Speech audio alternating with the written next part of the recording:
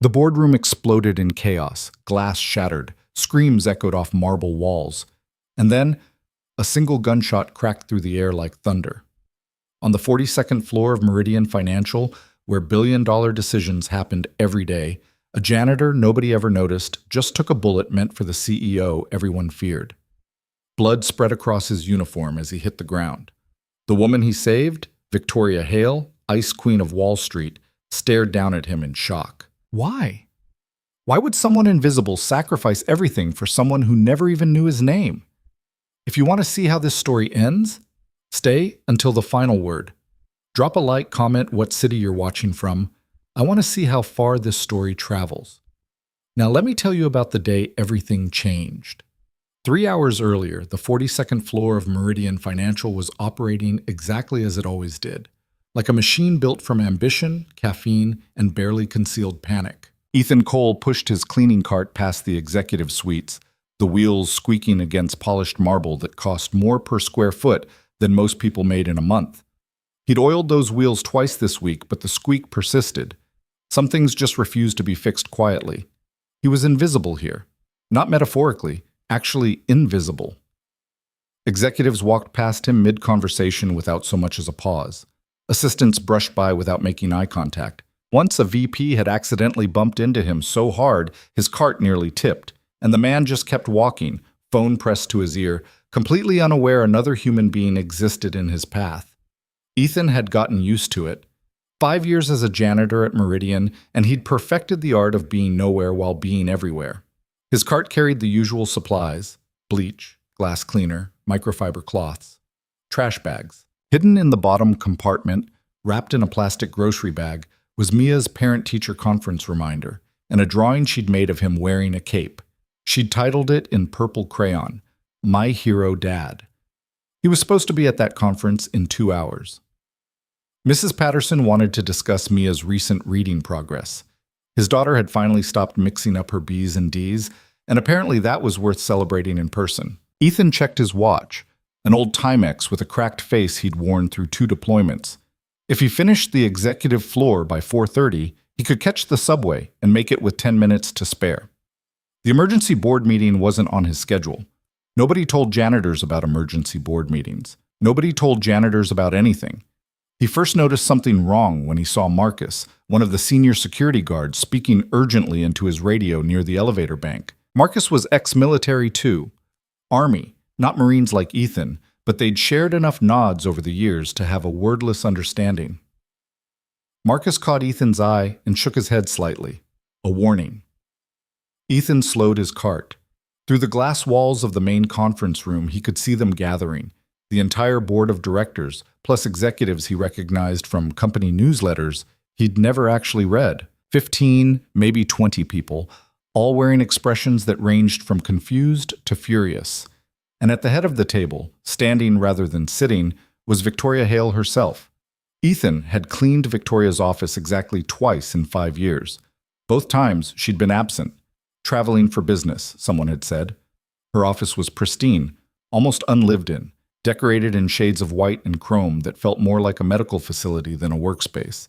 No photos, no personal items, just awards, framed articles from the Wall Street Journal, and a single orchid that her assistant probably maintained.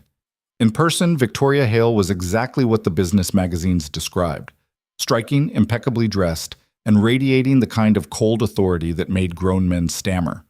She wore power like some women wore perfume, impossible to ignore, slightly overwhelming, always perfectly applied. She was also, according to breakroom gossip, the most hated executive in the building. She fired 3 people last week, he'd overheard Kelly from accounting say during lunch. Didn't even call them into her office. Just had HR do it over email. One guy had worked here 12 years. She doesn't see people, someone else had added. She sees numbers. You're either profitable or you're gone. Ethan pushed his cart toward the supply closet at the end of the hall. Whatever was happening in that conference room wasn't his business. Emergency board meetings, corporate drama, power plays, that was a different world entirely. His world was simpler. Finish the job, pick up Mia from aftercare, help her with homework, make dinner, read together, lights out by 8:30. Repeat. He'd just opened the supply closet when he heard raised voices. Even through the thick glass walls of the conference room, the shouting was getting loud enough to carry. Ethan glanced back. Through the transparent barriers, he could see Victoria standing perfectly still while a heavy-set man in a gray suit gestured angrily, his face red. Ethan recognized him vaguely. Charles something. VP of something else. Other board members were standing now too, papers scattered across the table. Someone slammed their hand down. Marcus appeared in Ethan's peripheral vision, moving quickly toward the conference room entrance. That's when Ethan saw him. A man who didn't belong. He emerged from the stairwell, not the main elevator bank where visitors checked in, not the executive elevator that required a key card, but the emergency stairs that almost nobody used. The man wore a dark coat despite the spring weather. His right hand was buried in his pocket. His gait was wrong, too purposeful, too focused. Eyes scanning, jaw set. Ethan had seen that walk before. In Fallujah, in Kandahar, in places where every corner might hide death and every second of hesitation could be your last. His training kicked in before his conscious mind caught up. The man was 30 feet from the conference room entrance. 25. 20. Marcus was facing the wrong direction, focused on the shouting match inside. 15 feet. Ethan moved. He didn't think about his daughter's conference. Didn't think about his shift ending in 2 hours. Didn't think about anything except the distance between the threat and the target, the angle of approach, the precious seconds he had to intercept. His cart clattered forgotten against the wall. 10 feet. The man's hand emerged from his pocket gripping black metal. Gun! Ethan's shout shattered the corporate quiet like a brick through glass. Everything happened in seconds but stretched like hours. Marcus spun, hand moving to his own weapon. The conference room erupted in confusion, people standing, chairs scraping, voices overlapping. The gunman's arm came up, steady and practiced. Not amateur, not panicked. This was someone who'd trained. The barrel tracked toward the glass walls, toward the figure standing at the head of the table, toward Victoria Hale. Ethan covered the last 8 feet at a sprint. He'd been fast once. First in his platoon in the 40-yard dash, able to haul a wounded soldier over his shoulder and still outrun enemy fire. That was 12 years and 1 blown knee ago, but muscle memory was a hell of a thing. The gunman's finger was tightening on the trigger when Ethan hit him from the side. They went down together, a tangle of limbs and momentum. The gun went off, a crack that echoed off marble and glass and made people scream. Ethan felt the impact before he heard the sound, like someone had punched him in the chest with a sledgehammer wrapped in fire. His body understood what his mind was still processing. He'd been shot. They hit the ground hard. The gunman tried to swing the weapon around. Ethan, running on pure instinct and fading adrenaline, grabbed the man's wrist and slammed it against the marble floor. Once. Twice. The gun skittered away. Then Marcus was there, and 2 other security guards Ethan didn't know by name, and the gunman was being forced face down with practiced efficiency while someone shouted about calling 911 and someone else yelled about lockdown procedures. Ethan rolled onto his back. The ceiling was very white. Expensive white. The kind of white that required someone to come clean it every single day to keep it looking perfect. His chest felt wrong. Wet and warm and disconnected like it belonged to someone else. Voices swirled around him, urgent and overlapping. Jesus Christ. Pressure on the wound. Where the hell is the medic? Stay with us, buddy. Footsteps approached, expensive heels clicking against marble. Then Victoria Hale's face appeared above him, and for the first time in 5 years, she was looking directly at him. Really looking. Her eyes, he'd never been close enough to notice they were gray, like storm clouds, were wide with something that might have been shock, or fear, or both. You... She started, and her voice cracked. Victoria Hale's voice never cracked. The magazine said so. Why did you... Ethan tried to answer, but his chest wouldn't cooperate. Instead, he coughed and tasted copper. Don't talk, someone else said. Ambulance is coming. But Victoria was still staring at him, and he could see the question in her eyes even if she couldn't form it into words.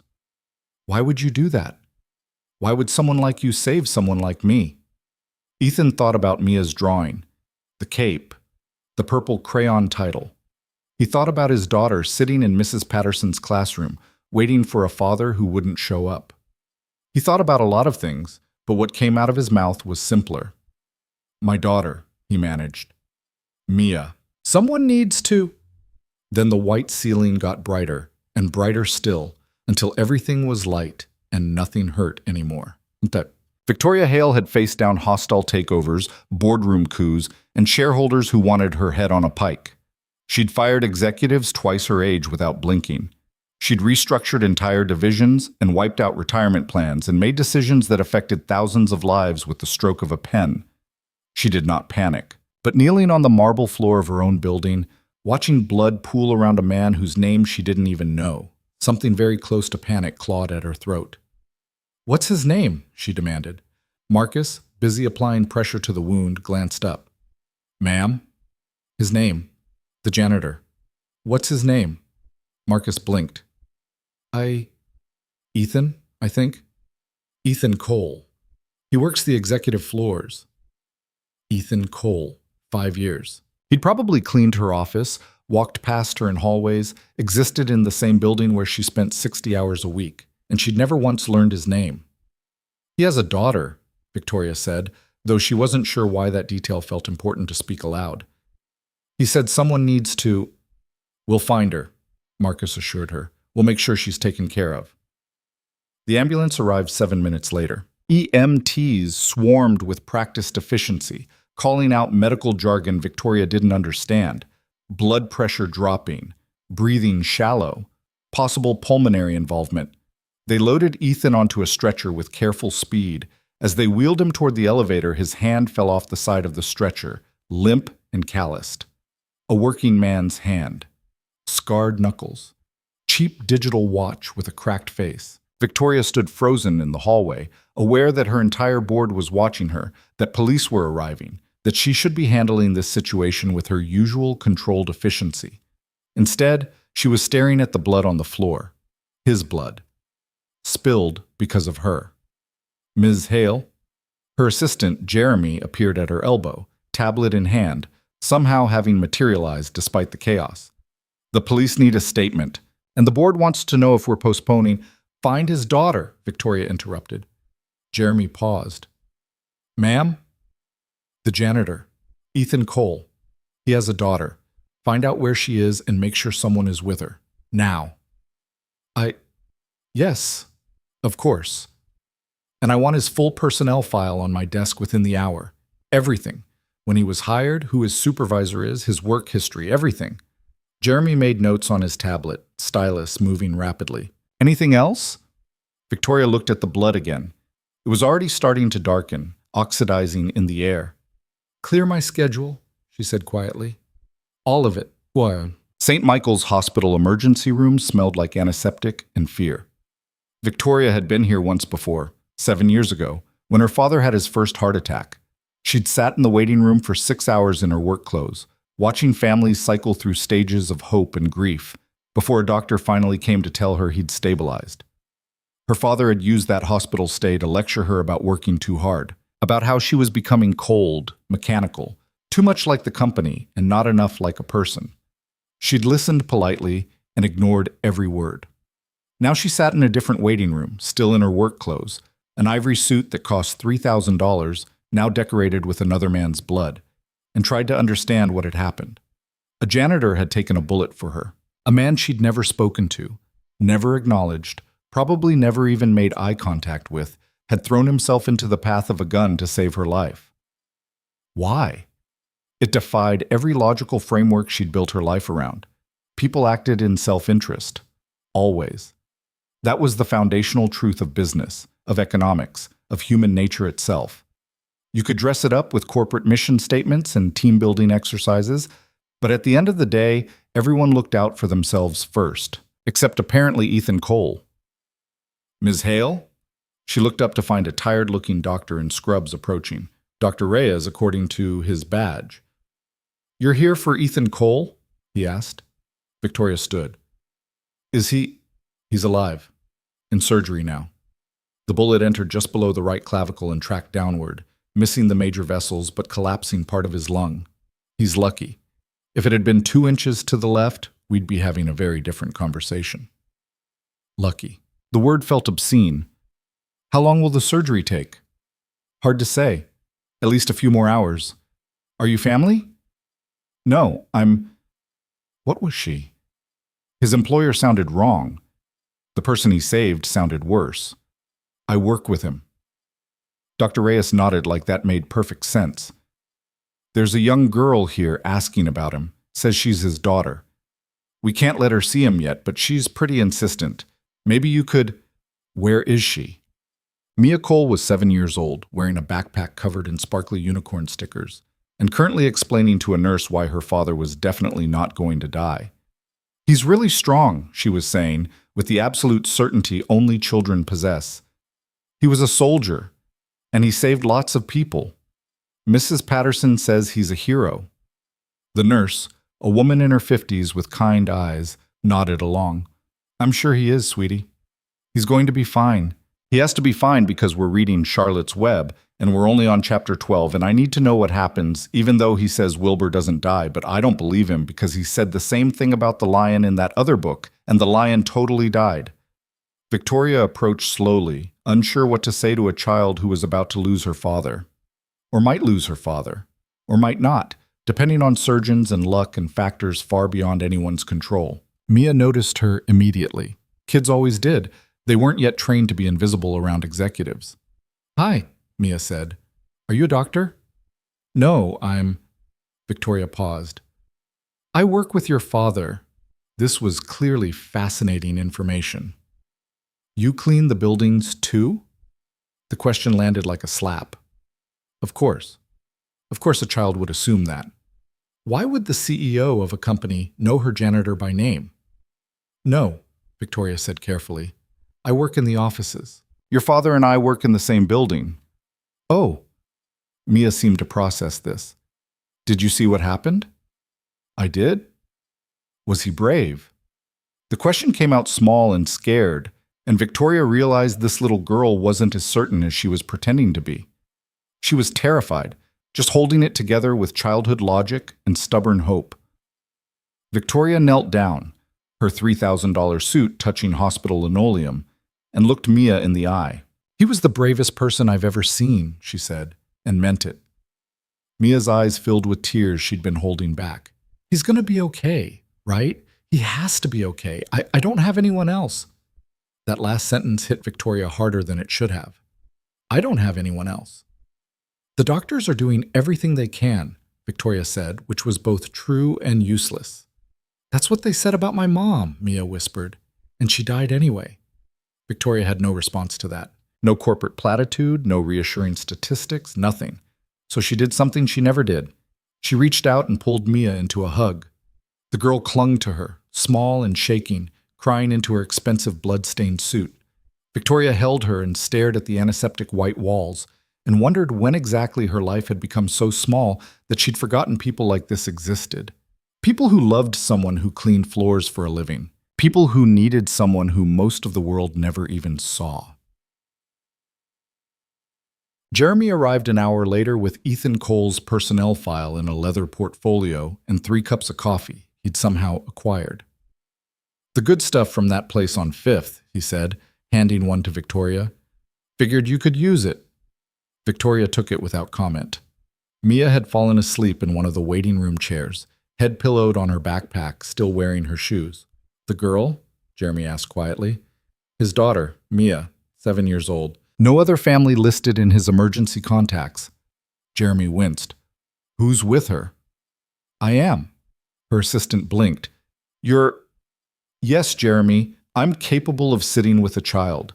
Contrary to popular belief, I'm not actually made of ice. I never said, open the file. Jeremy obeyed, flipping through pages. Ethan Cole, hired 5 years ago. Started in sanitation services, ground floor, worked his way up to executive floors after 2 years. Excellent performance reviews. Never late, never absent, multiple commendations from his supervisor for... Jeremy paused. For being thorough and invisible. Jesus, they actually wrote that. Doesn't disturb the executives while working. Victoria's jaw tightened. What else? Prior to Meridian, Jeremy flipped back. Oh, he was in the Marines. Combat medic. 2 tours in Afghanistan, 1 in Iraq. Honorable discharge. Decorated. Bronze Star, Purple Heart. He was wounded? IED attack, says here. Saved 3 members of his unit while injured. Spent 4 months recovering at Walter Reed before medical discharge. Jeremy kept reading. After that, looks like he worked construction, then retail, then security before landing here. Married briefly, wife deceased, cancer. That's when he moved to New York, about 6 months before applying here. A combat medic. A decorated veteran. A widower raising a daughter alone. And they'd had him cleaning toilets. Salary, Victoria asked. Jeremy flipped to another page and went quiet. Jeremy! $32,000 a year. The number hung in the air between them. Victoria paid more than that for her car lease. She'd spent more than that on her office furniture. Last month's bonus alone was 20 times what Ethan Cole made in a year. He should have been making more, Jeremy said quietly. With his background, he could have... But no one asked about his background, Victoria finished. Because he was just a janitor. The word tasted like ashes. At 3 a.m, Dr. Reyes emerged from surgery looking exhausted but cautiously optimistic. He's stable, he told Victoria, who'd been pacing the waiting room for the last 90 minutes. We repaired the lung, removed the bullet, cleaned everything out. He's incredibly lucky. The round missed everything vital. He'll be in recovery for a while, but barring complications, he should make a full recovery. Victoria felt something unclench in her chest. Can I see him? Family only right now. He's still unconscious, won't be awake for hours. I'm his employer. Dr. Reyes gave her a long look. You're the woman he saved. Yes. Wait here. 5 minutes later, Victoria was being led down antiseptic hallways to a recovery room. Mia was still asleep in the waiting area, watched by a nurse who'd volunteered for the duty. Ethan looked small in the hospital bed. They always did, she supposed. Tough men reduced to vulnerable flesh by bullets and fate. An IV dripped clear fluid into his arm. Monitors beeped steadily. His chest rose and fell with mechanical assistance. Victoria stood at the foot of the bed and tried to reconcile the man she'd never noticed with the man who'd saved her life. What made someone do that? What made someone look at danger and run toward it instead of away? What made someone value a stranger's life more than their own? She'd spent her entire career believing people were fundamentally selfish, that altruism was just self-interest in disguise, that heroes were myths invented by people too naive to understand how the world really worked. Ethan Cole had proven her wrong in the space of 3 seconds. Why? She asked the sleeping man. Why did you do it? The monitors beeped their steady rhythm. No answers. Victoria pulled up a chair and sat down. She had nowhere else to be. Her calendar was cleared. The board could wait. The world could wait. For the first time in 15 years, Victoria Hale had nothing to do except sit with her own thoughts. It was terrifying. Dawn came slowly through the hospital windows, turning the sky from black to gray to pale gold. Victoria had dozed fitfully, waking every time a nurse came in to check vitals. At some point, Jeremy had returned with fresh coffee and the news that the shooter, a former employee fired 6 months ago, was in custody. The board wanted to meet. The press wanted a statement. The lawyers wanted to discuss liability. Tell them all to wait, Victoria had said. Now, as sunlight crept across the floor, Ethan's eyes opened. He stared at the ceiling for a long moment, confused. Then his gaze tracked to the IV in his arm, the monitors, the hospital gown. Finally, he noticed Victoria. They looked at each other.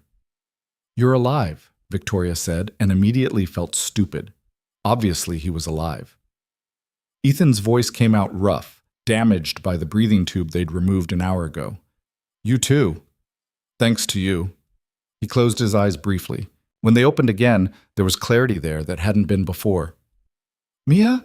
My daughter. I was supposed to... She's here. Safe. Sleeping in the waiting room. I'll get her. Victoria stood, but Ethan's hand moved slightly. Not reaching for her, just something. A question in the gesture. Why are you here? He asked. Victoria had been asking herself the same thing for hours. She should be at the office, should be managing the crisis, should be doing what she always did, staying in control, maintaining distance, protecting the company's interests. Instead, she'd spent the night in a hospital chair next to a man who cleaned her floors.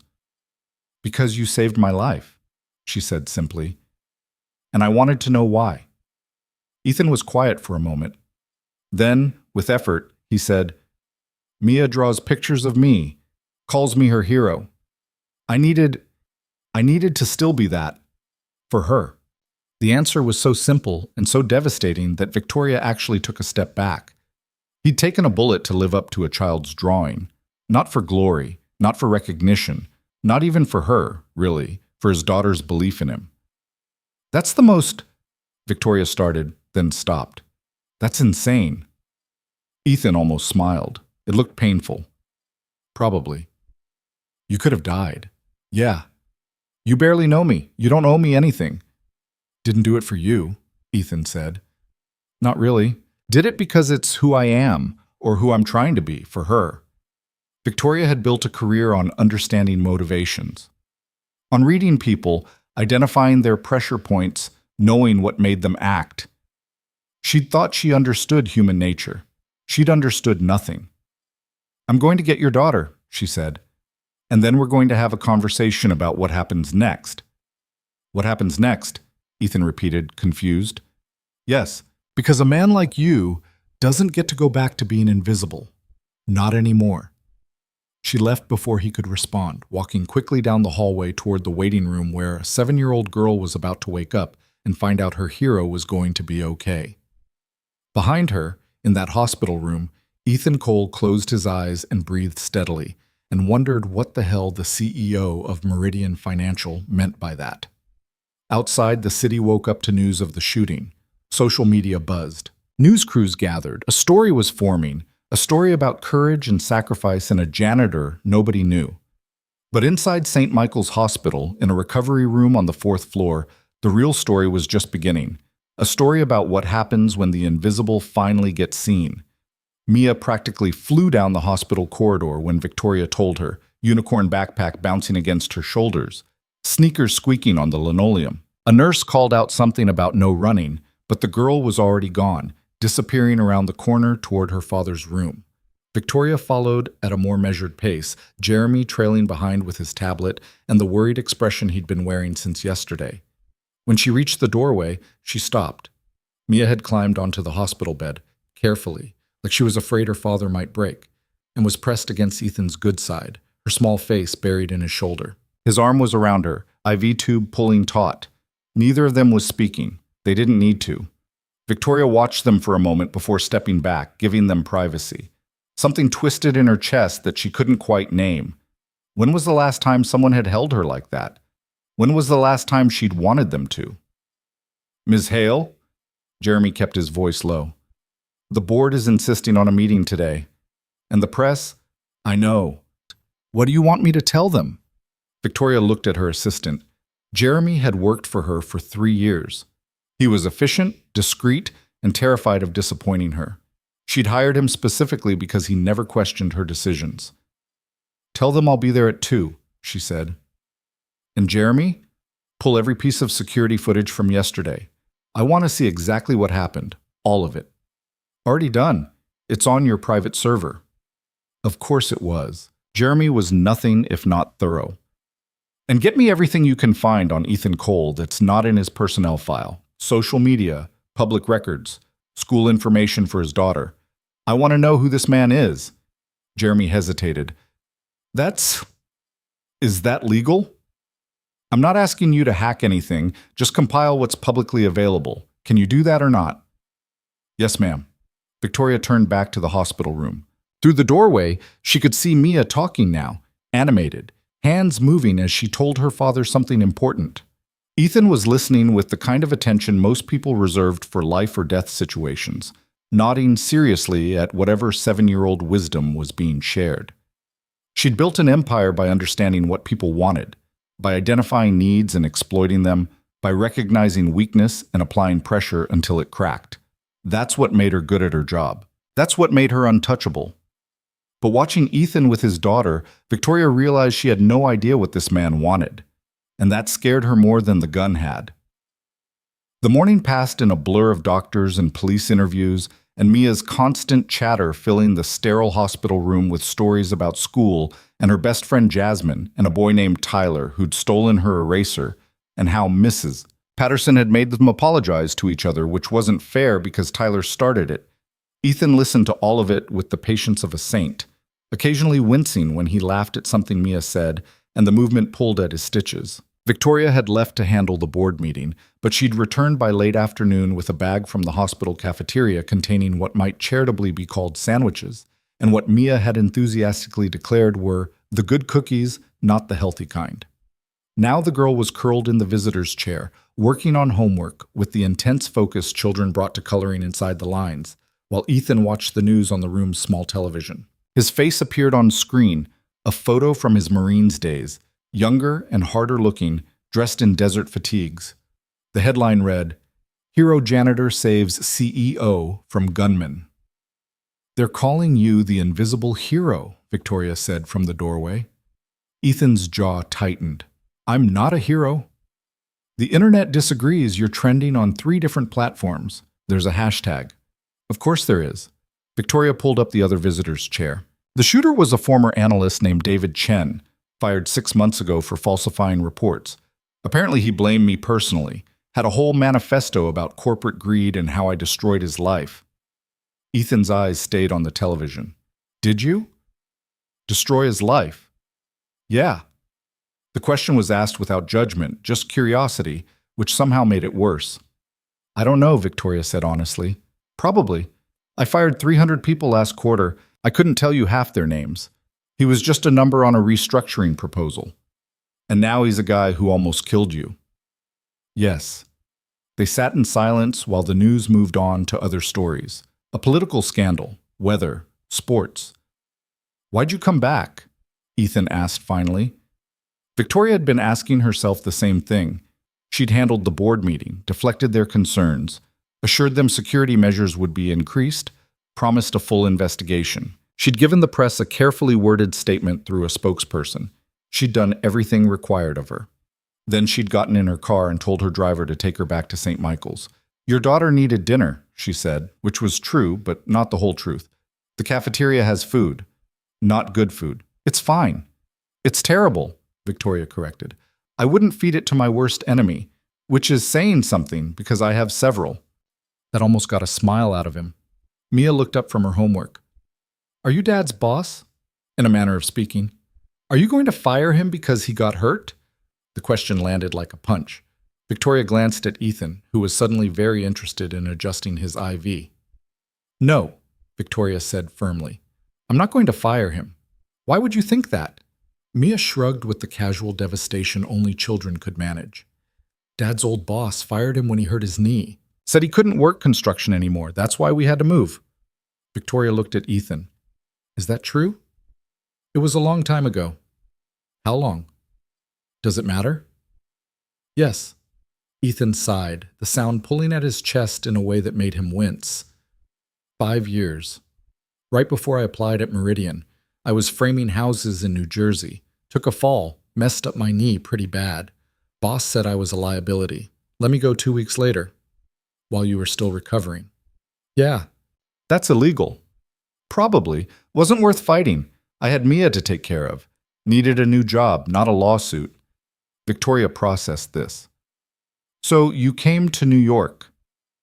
Cheaper than Jersey once you factor in the commute.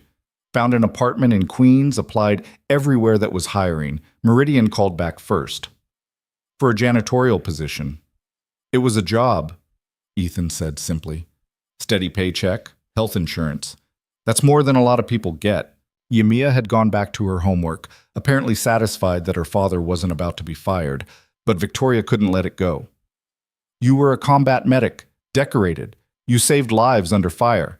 And the best we could offer you was cleaning toilets? Someone has to clean them. That's not the point." "Then what is the point?" Ethan's voice had an edge now. "You want me to be angry about it? I'm not. I needed work. Your company gave it to me. End of story." "It's not the end of the story," Victoria said, "because yesterday you took a bullet for someone who never even knew your name. And I need to understand why someone who's been invisible for 5 years would do that." Ethan turned off the television. The room went quiet except for the beeping monitors and the scratch of Mia's pencil on paper. "You really want to know?" he asked. "Yes." Because I've seen what happens when good people do nothing. I've watched buildings burn while people stood around filming it on their phones. I've seen kids bleed out in the dirt because nobody wanted to risk helping them. And I promised myself that if I ever had a chance to stop something bad from happening, I wouldn't freeze. I wouldn't look away.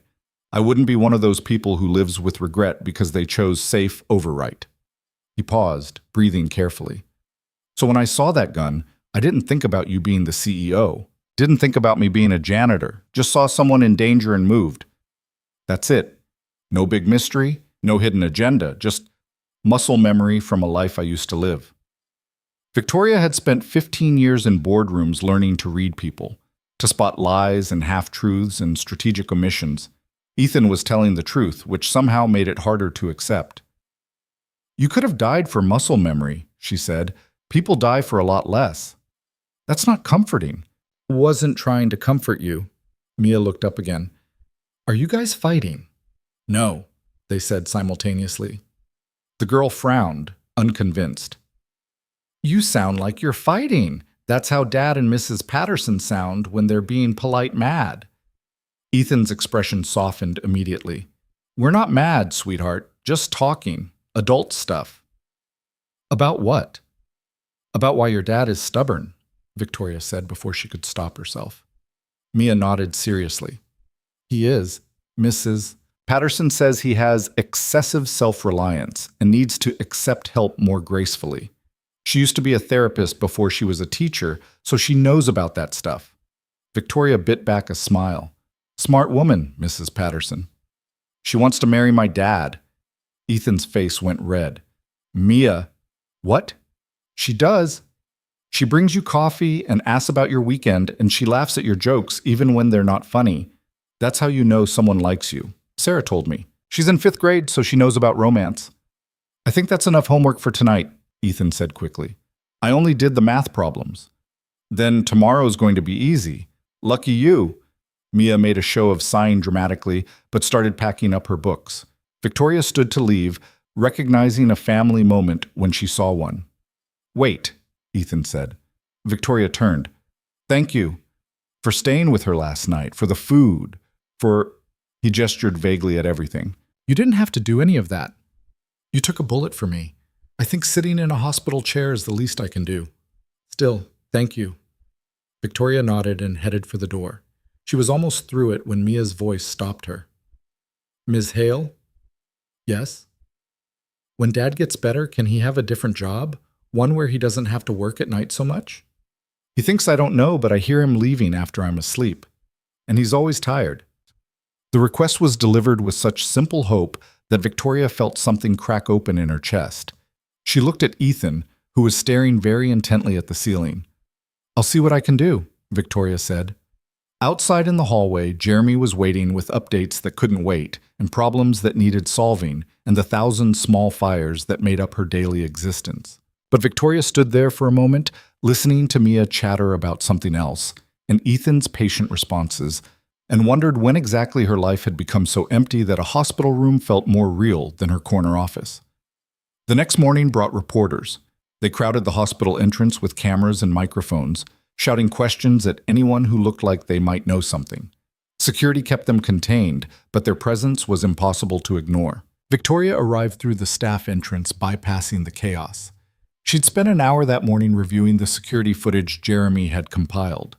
Watching herself stand at the head of that conference table, oblivious to danger, watching the gunman emerge from the stairwell, watching Ethan move with speed that seemed impossible for a man with a bad knee and a job pushing a cleaning cart. The footage showed 3 seconds from the moment Ethan shouted to the moment the gun went off. 3 seconds between life and death. 3 seconds to make a choice that most people couldn't make with a year to think about it. She'd watched it 17 times. Now she rode the elevator to the 4th floor and found Ethan's room already occupied. Dr. Reyes was there, along with a physical therapist Victoria didn't recognize, discussing discharge plans. Should be able to go home tomorrow if your pain stays managed, Dr. Reyes was saying. But you'll need help for the first week. No lifting, no reaching, definitely no work for at least 6 weeks. 6 weeks, Ethan repeated. Minimum. You took a bullet to the chest. Your body needs time to heal. I can't afford 6 weeks. The words were quiet but firm. Dr. Reyes glanced at his chart. Your insurance should cover short-term disability. Should isn't the same as will. And even if it does, disability pays 60%. I can't live on 60%. Mr. Cole, I appreciate the concern, Doc, but I need to get back to work. Victoria stepped into the room. No, you don't. All three men turned to look at her. Ms. Hale, Dr. Reyes said, I was just explaining. I heard. 6 weeks minimum recovery. Mr. Cole will be taking that time fully paid. Ethan's expression hardened. I don't want charity. It's not charity. It's workers' compensation. You were injured on company property during a workplace incident. Meridian is liable for your full recovery, including salary continuation. I wasn't working. I was off duty. You were in the building. That's enough. I don't need... This isn't up for debate, Victoria said, her voice taking on the tone that made executives straighten in their chairs. You're taking 6 weeks paid leave. When you're cleared to return, we'll discuss your new position. New position? You don't seriously think I'm putting you back on janitorial duty after this? Ethan's jaw set stubbornly. That's my job. That was your job. Now you're... Victoria paused, realizing she hadn't actually figured this part out yet. We'll discuss it when you're recovered. I don't want special treatment because I got shot. Too bad. You're getting it anyway. They stared at each other. Doctor. Reyes and the physical therapist exchanged glances, clearly uncomfortable with the tension. Mr. Cole needs rest, Dr. Reyes said diplomatically. Perhaps this discussion could wait. No, Ethan interrupted. We're doing this now. Ms. Hale, I appreciate what you're trying to do, really, but I don't need you to save me. I need to do my job and take care of my daughter. That's it. Your daughter asked me if you could have a different job, one where you're not working nights, where you're not exhausted all the time. That stopped him. She said that? Yesterday, while you were sleeping. Ethan looked away. I didn't know she noticed. Kids notice everything, especially when it comes to their parents. The physical therapist cleared his throat. I'll come back later. He fled. Dr. Reyes lingered a moment longer, then followed with a murmured excuse about checking other patients. Victoria pulled up a chair. I looked at your file. Really looked at it. You started at Meridian 5 years ago making $32,000. You're currently making $37,000. In 5 years, you got a $5,000 raise. That's $1,000 a year, less than $3 a day. It's enough. It's insulting. You're a decorated veteran with medical training and crisis experience. You should be making 3 times that minimum. I clean floors. Because that's all we offered you. Victoria's composure cracked slightly.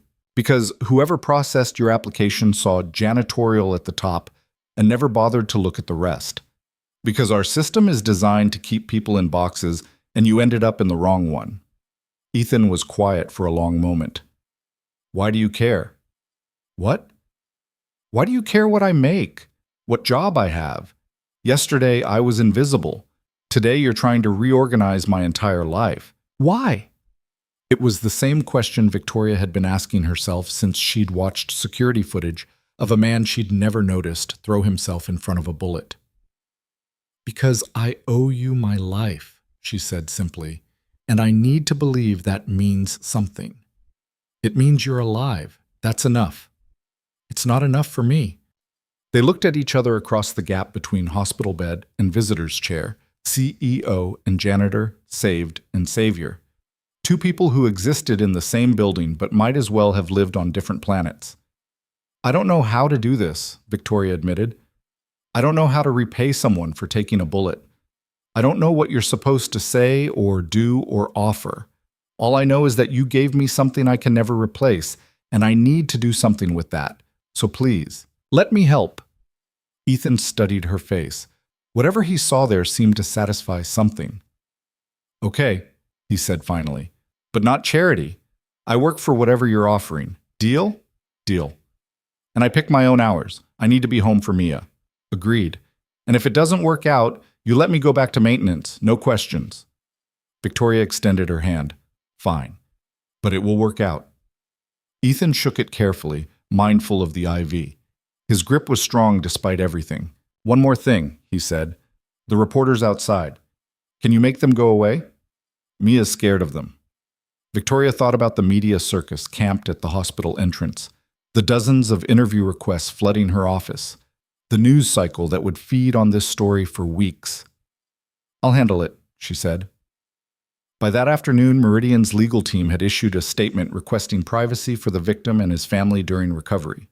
Security was doubled at the hospital entrances, and Victoria herself gave one carefully controlled interview where she praised Ethan's courage, announced the company would fully support his recovery, and made it very clear that any reporter who harassed him or his daughter would face legal consequences.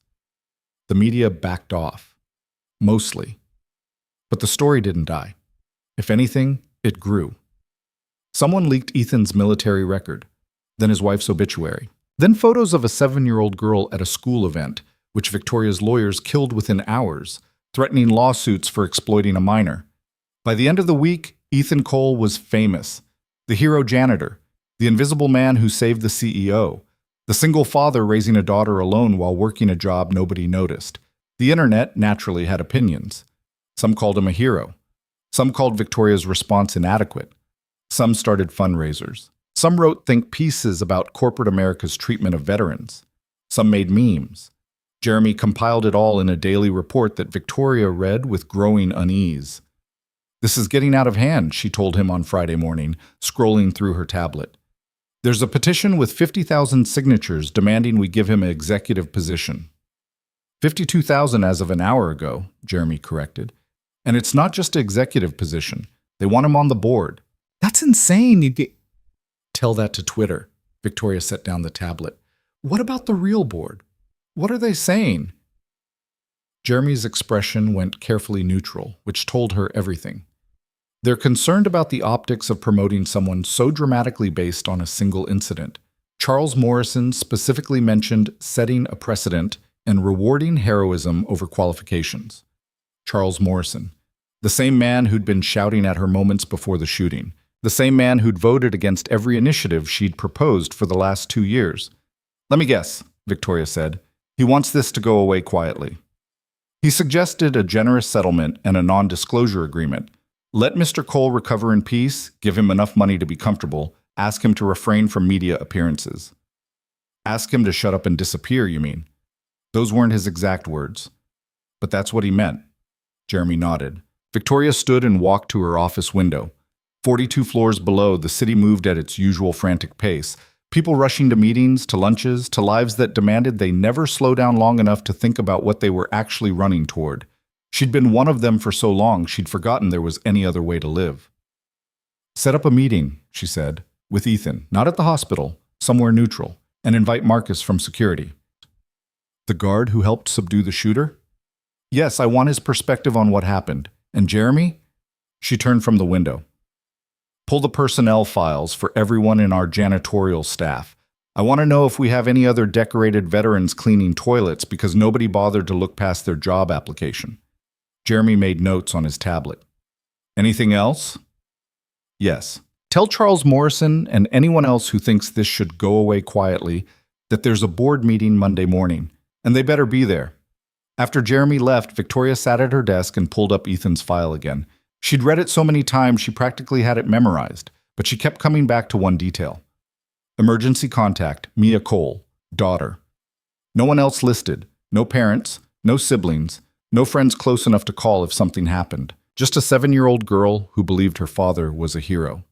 And maybe, Victoria thought, she was smarter than all of them. The coffee shop Victoria chose was 3 blocks from Meridian's headquarters, tucked between a dry cleaner and a bookstore that somehow still existed despite the digital age. She'd never been inside before. Places like this, small, unremarkable, serving regular people during their lunch breaks, weren't part of her world. Ethan arrived 10 minutes early, moving carefully like someone still learning to trust their body again. He wore jeans and a button-down shirt that looked freshly pressed, probably Mia's doing. The discharge papers had said 8 days minimum before he could leave the hospital. He'd managed it in 6. You're early, Victoria said from her corner table. Spent too many years in the military, can't shake it. He eased into the chair across from her, favoring his right side. Where's your assistant, the guy with the tablet? Jeremy? I told him to take the afternoon off. Really? No, I told him to wait outside and only interrupt if the building is actually on fire. Not a drill, actual flames. Ethan almost smiled. That's more believable. A waitress appeared, college age, tired eyes, name tag reading Sophie. She took their orders with the practiced efficiency of someone who'd served 1,000 cups of coffee and heard 1,000 versions of the same conversations. After she left, Victoria slid a folder across the table. "What's this?" Ethan asked. "Your new job description, if you want it." He didn't open the folder. "I thought we were meeting to discuss options." "We are. That's option 1. And option 2? You go back to maintenance. Different shift, better pay, but same essential job." Ethan finally opened the folder. His eyes scanned the first page, then stopped. Director of Facilities Management and Veteran Integration. It's a new position. You'd oversee building operations, yes, but more importantly, you'd help us identify and support veterans in our workforce. Make sure we're not wasting talent like we wasted yours. I don't have management experience. You led a medical team in combat. I think you can handle coordinating building maintenance. That was different. How? Ethan set the folder down. In combat, people listen because they have to, because not listening gets them killed. In an office, people listen because they respect you, or because you have power over them. I don't have either of those things here. You saved the CEO's life. That's power. That's proximity to power. Not the same thing. Victoria studied him across the small table. The coffee shop smelled like espresso and pastries. Soft indie music played from overhead speakers. Outside the window, people hurried past, caught in their own urgent trajectories. "You're right," she said finally. "It's not the same thing, but you have something most people at Meridian don't have." "What's that?" "Perspective. You've seen what actually matters. Most of my executives couldn't identify real crisis if it was shooting at them. You can. That's valuable." Sophie returned with their coffee. Ethan's was black, no sugar. Victoria's was a cappuccino that cost more than his entire breakfast probably had. After the waitress left, Ethan took a sip and winced slightly. The movement still pulled at his stitches. "How's Mia handling all this?" Victoria asked. "She thinks I'm famous, showed me a TikTok some kid made about the shooting. It has 2 million views. That must be strange." "Strange doesn't begin to cover it. She asked if we're going to be on TV, if I'm going to meet the president, if she can get a puppy now that everyone knows who we are." He shook his head.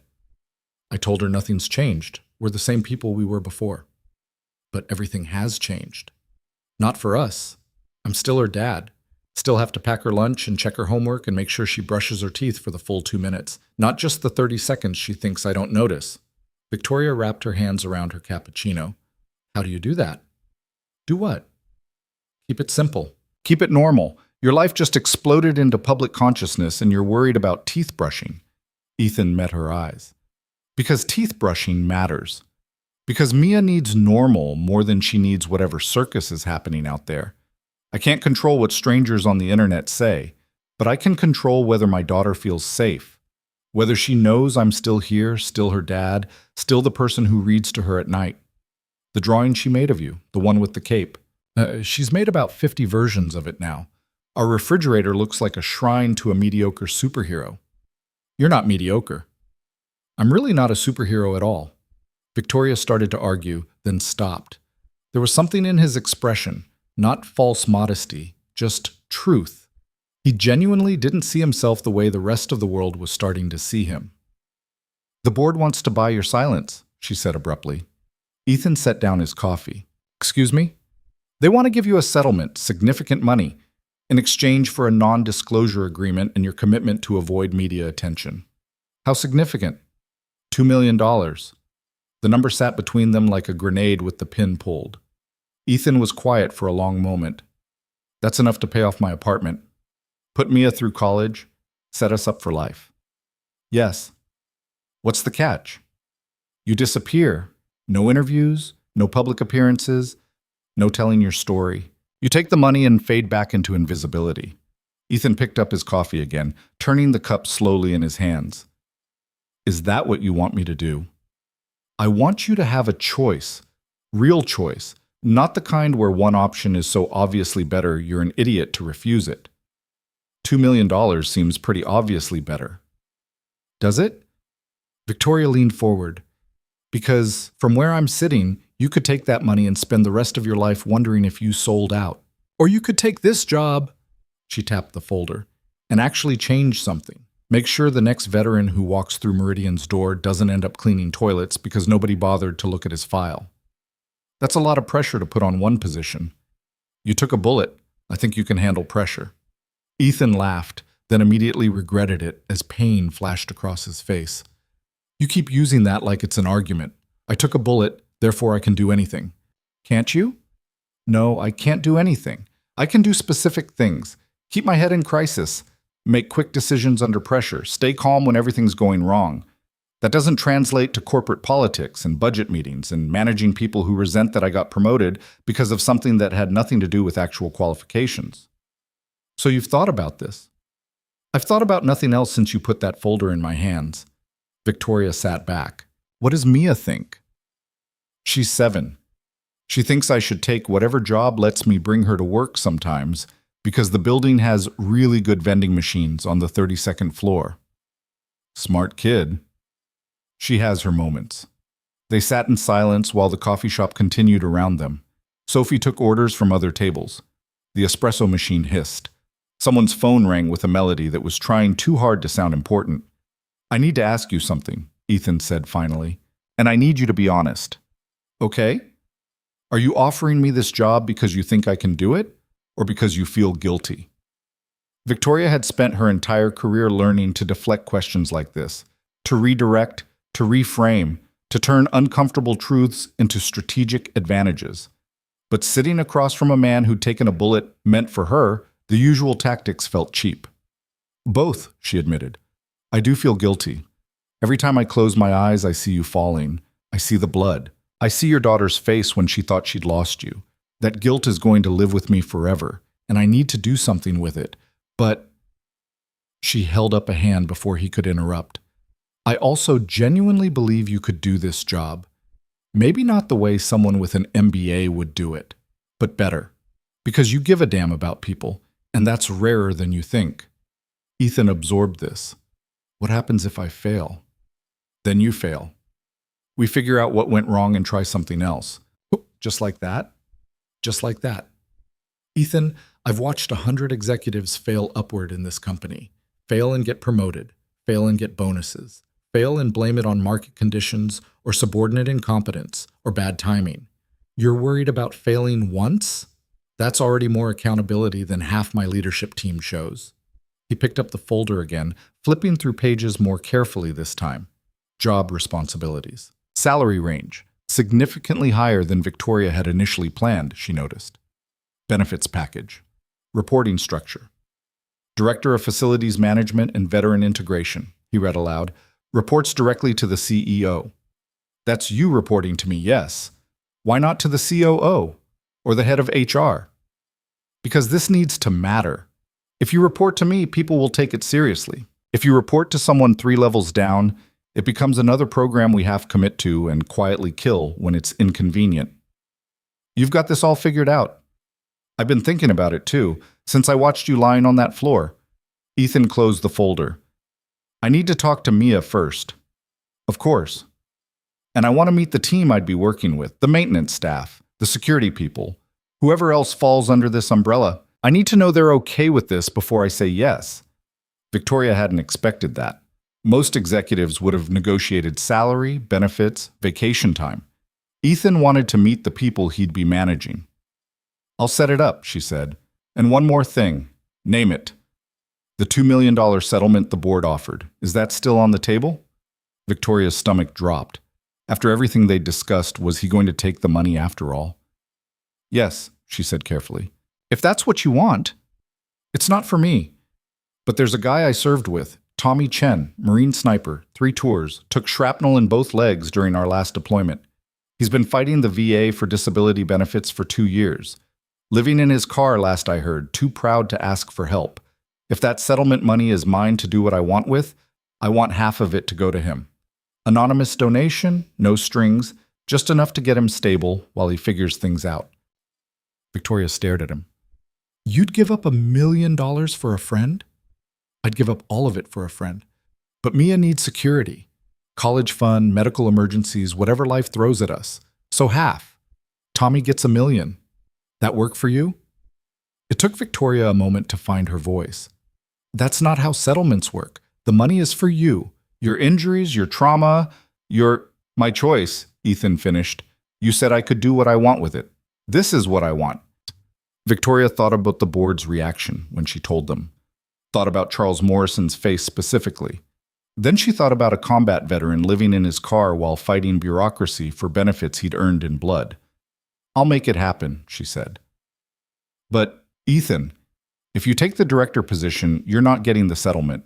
It's one or the other. So I can't do both? Take the job and help Tommy? The optics would be terrible. New executive immediately receives $2 million payout on top of his salary? The media would crucify both of us. Ethan's expression hardened.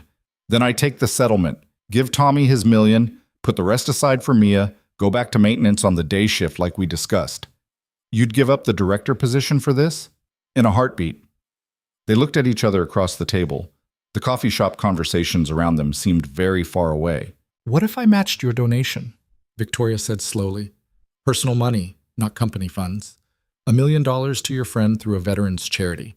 You take the director job, Tommy gets help, and nobody can accuse anyone of anything inappropriate. You'd do that? I just watched you try to give away half your settlement to help someone else. Yeah, I'd do that. Ethan was quiet for what felt like a long time. Finally, he extended his hand across the table. Then you've got yourself a director. Victoria shook his hand, feeling the calloused grip, the strength still there despite everything. Welcome to management, she said. Try not to get shot again. I'll do my best. Marcus was waiting outside the coffee shop when they emerged, leaning against a black SUV that screamed corporate security. He straightened when he saw them. Boss, he acknowledged Victoria, then turned to Ethan. Cole, good to see you standing. Good to be standing. You two know each other? Victoria asked. We've talked, Marcus said. Military thing.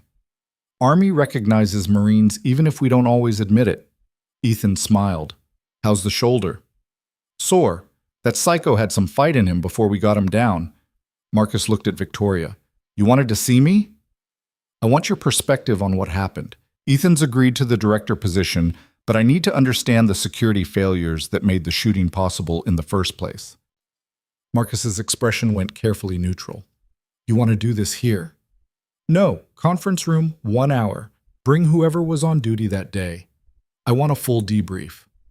After Marcus left, Victoria turned to Ethan. You should go home. Rest. I'll have Jeremy send over the paperwork and we can make this official. What about meeting the team? Tomorrow. You're still recovering, despite what you think. Ethan looked like he wanted to argue, but a spasm of pain crossed his face as he shifted his weight. His body was making the argument for her. Fine, he conceded, but tomorrow. No delays. Tomorrow, Victoria confirmed. She watched him walk away, moving with the careful deliberation of someone managing pain they didn't want to acknowledge. A cab stopped when he raised his hand. He folded himself into the back seat with visible effort. Victoria's phone buzzed. Jeremy, of course. Is it done? Her assistant asked. He accepted. The board is not going to be happy. The board can file their complaints in writing. I'll read them when I'm less busy. When will that be? Never, Jeremy. The answer is never. She hung up and stood on the sidewalk for a moment, watching the city move around her. This was either the smartest decision she'd ever made or the dumbest. Time would tell. Her phone buzzed again. Not Jeremy this time. A text from a number she didn't recognize. Thank you for everything. Mia wants to know if you like pizza because she thinks we should have you over for dinner to celebrate. Ethan. Victoria stared at the message. When was the last time someone had invited her to dinner? Not a business dinner, not a networking event, not a fundraiser where she was expected to write a check. Just dinner. She typed a response. I like pizza. When? The answer came back immediately. Friday, 6 p.m., fair warning. Our apartment is small and Mia will probably talk your ear off about her rock collection. I'll bring wine. Victoria typed, then paused. Actually, is wine appropriate for dinner with a 7-year-old? Probably more appropriate than the tequila I'd prefer after this week. Victoria smiled and pocketed her phone. Then she walked back toward Meridian's headquarters, toward the glass tower where she'd spent 15 years building an empire on the 42nd floor, and wondered when exactly that empire had started feeling like a very expensive prison. The board meeting the following Monday was exactly as unpleasant as Victoria had anticipated. Charles Morrison led the opposition, his face red with barely contained anger. "You can't be serious about this appointment. The man has zero management experience." "He has leadership experience," Victoria countered, "which is different, but arguably more important. He cleaned toilets for 5 years. Because we put him there. Because our hiring process is so broken that a decorated combat veteran with medical training and crisis management experience couldn't get past a checkbox that said janitorial." Another board member, Patricia Chen, no relation to the shooter, she'd made abundantly clear, spoke up. "What about the optics? We're basically admitting we failed this employee for half a decade." "Yes," Victoria said simply. "We are. Because we did." The room went quiet. "I've reviewed our veteran hiring statistics," Victoria continued, pulling up a presentation on the screen behind her. "In the last 5 years, we've hired 37 veterans across all departments. Of those 37, 32 are in positions below their skill level. We have a former intelligence analyst working in the mailroom, a helicopter pilot coordinating parking, a logistics officer filing expense reports. We are wasting talent on a scale that would be funny if it weren't so damaging." "Those positions needed to be filled," Charles argued. "Those positions could have been filled by anyone. The people filling them deserved better. And Ethan Cole's new role is going to make sure that changes." Patricia leaned forward. "How? One director can't restructure our entire hiring process." "No, but one director reporting directly to me can identify the problems, recommend solutions, and hold people accountable when those solutions aren't implemented. This isn't about Ethan Cole specifically.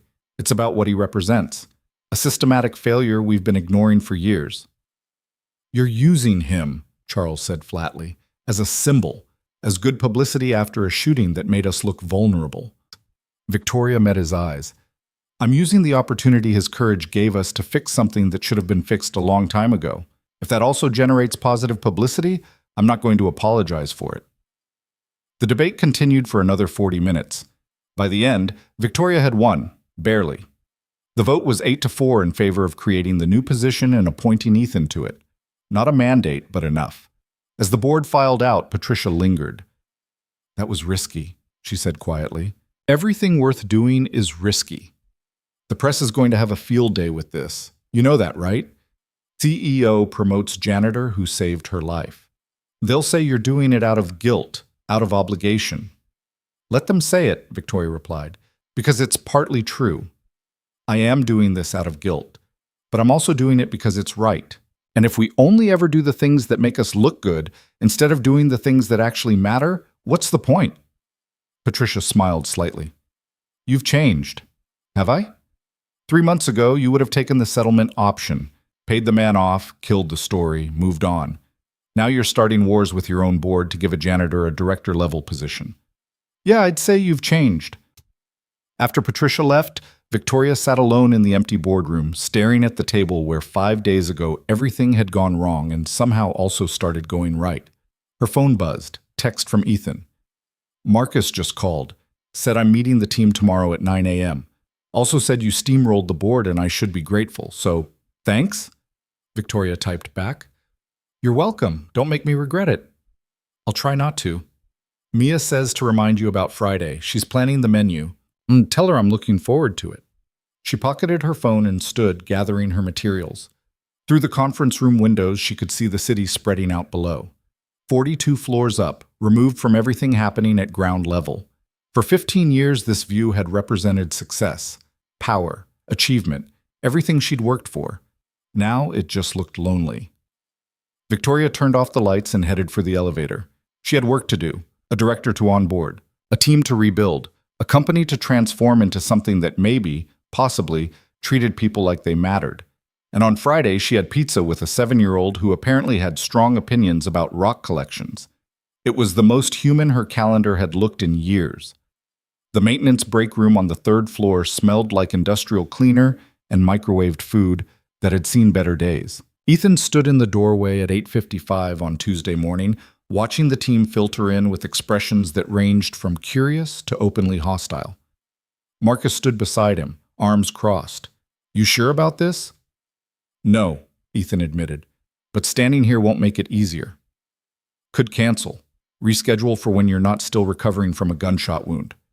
And give them more time to decide I'm the enemy? Pass." There were 12 people in the room when Ethan finally walked in. He recognized most of them, faces from hallways, nods exchanged in passing, the kind of surface-level familiarity that came from working in the same building without ever actually speaking. The conversation died when they saw him. "Morning," Ethan said, staying near the door. "I'm Ethan Cole. Some of you know me already. For those who don't, I've been working executive floors for the past 5 years, janitorial." A woman in her 40s with steel gray hair and tired eyes spoke up. "We know who you are. You're the guy who got shot. The hero." Her tone made the word sound like an accusation. "I'm the guy who got shot," Ethan agreed. "The hero part is debatable, but yeah, that's me." "And now you're our boss," said a younger guy Ethan vaguely recognized from the loading docks. "Because you took a bullet for the CEO. Must be nice." The hostility was immediate and sharp. Ethan had expected it, but knowing something was coming didn't make it easier to handle. "Look," he said, "I get it. This looks bad. Janitor gets shot. Suddenly he's management. Seems like I skipped about 10 years of actually earning the position." "You think?" The young guy again. His name tag read Devin. "I know, and if I were sitting where you are, I'd be pissed too." Ethan moved further into the room, careful not to wince when his chest pulled. "But here's the thing. I didn't ask for this. Didn't plan it. I saw someone in danger and moved. That's it. What happened after all of this, that's not on me." "But you took the job," the gray-haired woman said. "Could have said no." "I could have. And maybe I should have. But Ms. Hale offered me a chance to do something that actually matters, to make sure people like us don't get overlooked anymore. And I thought maybe, just maybe, that was worth the risk of you all hating me for a while." Devin snorted. "People like us? You're not one of us anymore." "Yeah, I am. I was pushing a cart last week. Still have the calluses. Still know what it's like to be invisible while everyone rushes past to meetings about things that don't matter half as much as they think they do." "Until you took a bullet and became visible," someone else said. "Now you're special." Ethan shook his head. "I'm not special. I just had 3 seconds to make a choice, and I made it. Any of you would have done the same thing." "Maybe. Maybe not. But we didn't get the chance, did we? So now you're director of whatever the hell, and we're still cleaning up after people who don't know our names." The room fell quiet. Ethan could feel Marcus watching him, waiting to see how he'd handle it. "You're right," Ethan said finally. "This isn't fair. I got lucky. If you can call getting shot lucky. But the position exists now. The question is whether I use it to actually help people, or whether I let it die because none of you trust me enough to give it a shot." "Why should we trust you?" Devin challenged. "Because I've been exactly where you are. Because I know what it's like to be good at your job and have nobody notice. Because I spent 5 years watching veterans get hired into positions below their skill level and nobody gave a damn. And because," Ethan paused, making sure he had everyone's attention, "because I'm still going to be cleaning alongside you while I figure this out." That got their attention. "What?" the gray-haired woman asked. "I start officially next week. Until then, I'm still on the schedule for my regular shift. Executive floors, same as before. So if you want to tell me what's broken, what needs fixing, what the company gets wrong about this department, you know where to find me. I'll be the guy with a cart who occasionally bleeds through his shirt because he's an idiot who came back to work too soon." A few people smiled at that. Not many, but enough. Marcus stepped forward. "For what it's worth, I've known Cole for 3 years. He's never asked for special treatment, never pulled rank about his service, never made a big deal about anything. He's just shown up and done the work. That count for anything?" The room was silent for a moment. Then the gray-haired woman stood and extended her hand. "Linda Vasquez, 22 years in maintenance. If you're serious about fixing things, I've got a list." Ethan shook her hand. I'm serious. Then we'll see. But Cole, you screw this up. You waste this chance. I'm going to be the first one to tell you exactly how badly you failed. Deal? Deal? Devin didn't shake his hand. Neither did a few others. But they didn't walk out either, which Ethan figured was about the best he could hope for. After the meeting, Marcus walked him to the elevator. That went better than expected, the security guard said. They think I'm going to fail. Yeah, but they're willing to watch you try. That's something. The elevator arrived. Ethan stepped inside, then turned. Marcus, thanks for backing me up in there. Don't thank me yet. Wait until you actually accomplish something worth thanking. The doors closed on Marcus's slight smile. Ethan's regular shift started at 10. He spent the next 3 hours cleaning offices on the executive floor, moving slower than usual but refusing to cut corners. His chest ached. His shoulder protested every time he reached up to clean a high surface. But the work was familiar, almost meditative, and he needed the normalcy. At 1:15, he was emptying trash cans near the legal department when he heard raised voices from behind a closed door. Not his business. He kept moving.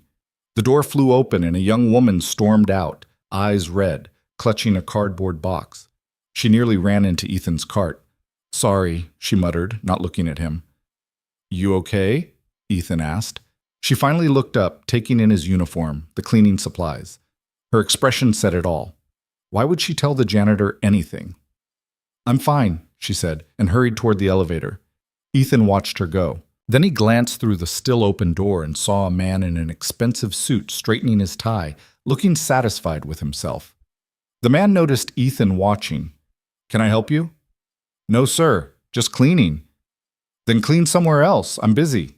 Ethan moved his cart down the hall, but something about the encounter stuck with him. The woman's tears, the box, the man's satisfaction.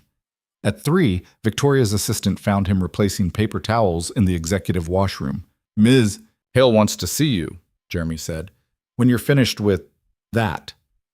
Give me 2 minutes. Jeremy waited in the hallway, checking his phone with the desperate frequency of someone whose job never really ended.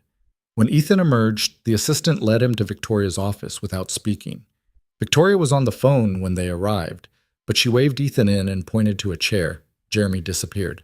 I don't care what the projections say, Victoria was telling whoever was on the other end. If we can't do it right, we're not doing it at all. Yes. No, tell them no, because I said so. Goodbye. She hung up and rubbed her temples. I'm told you met with the maintenance team this morning. Word travels fast. Marcus sent me his assessment, said it went as well as could be expected, which I'm interpreting as nobody threw anything. That's about right. Victoria leaned back in her chair. She looked tired. Not the kind of tired that came from long days, but something deeper. The kind that accumulated over years. I also got a complaint, she said, from someone who saw you still working your regular shift. They're concerned you're not taking your recovery seriously. Who complained? Doesn't matter. Are you taking your recovery seriously? Ethan met her eyes. I'm doing what I need to do to earn the position you gave me. That means showing the team I'm not above the work. It also means you could rip your stitches and end up back in the hospital. I'm being careful. You're being stubborn. Probably both. Victoria sighed. I can't order you to stop working, but I can strongly suggest you don't push yourself so hard you end up undoing everything the surgeons accomplished. Noted. They sat in silence for a moment. Through the massive windows behind Victoria's desk, the city sprawled in all directions, indifferent to the small dramas playing out 42 floors above street level. I saw something today, Ethan said. Young woman, mid-20s, leaving legal with a box, crying. Is that normal? Victoria's expression hardened slightly. Unfortunately, why? Just seemed wrong. The way the guy in the office looked after she left, like he'd won something. Did you get his name? No, but I could describe him. Don't bother. I know who it was. Gregory Walsh. He's been with the firm 8 years, handles employment law, and he's an unrepentant asshole who I've been trying to build a case against for months. Victoria pulled up something on her computer. The woman was probably Sarah Mitchell, paralegal. 3rd harassment complaint against Walsh this year, but she always withdraws them. Why? Because Walsh is very good at making sure complainants understand how badly a protracted legal battle could damage their careers.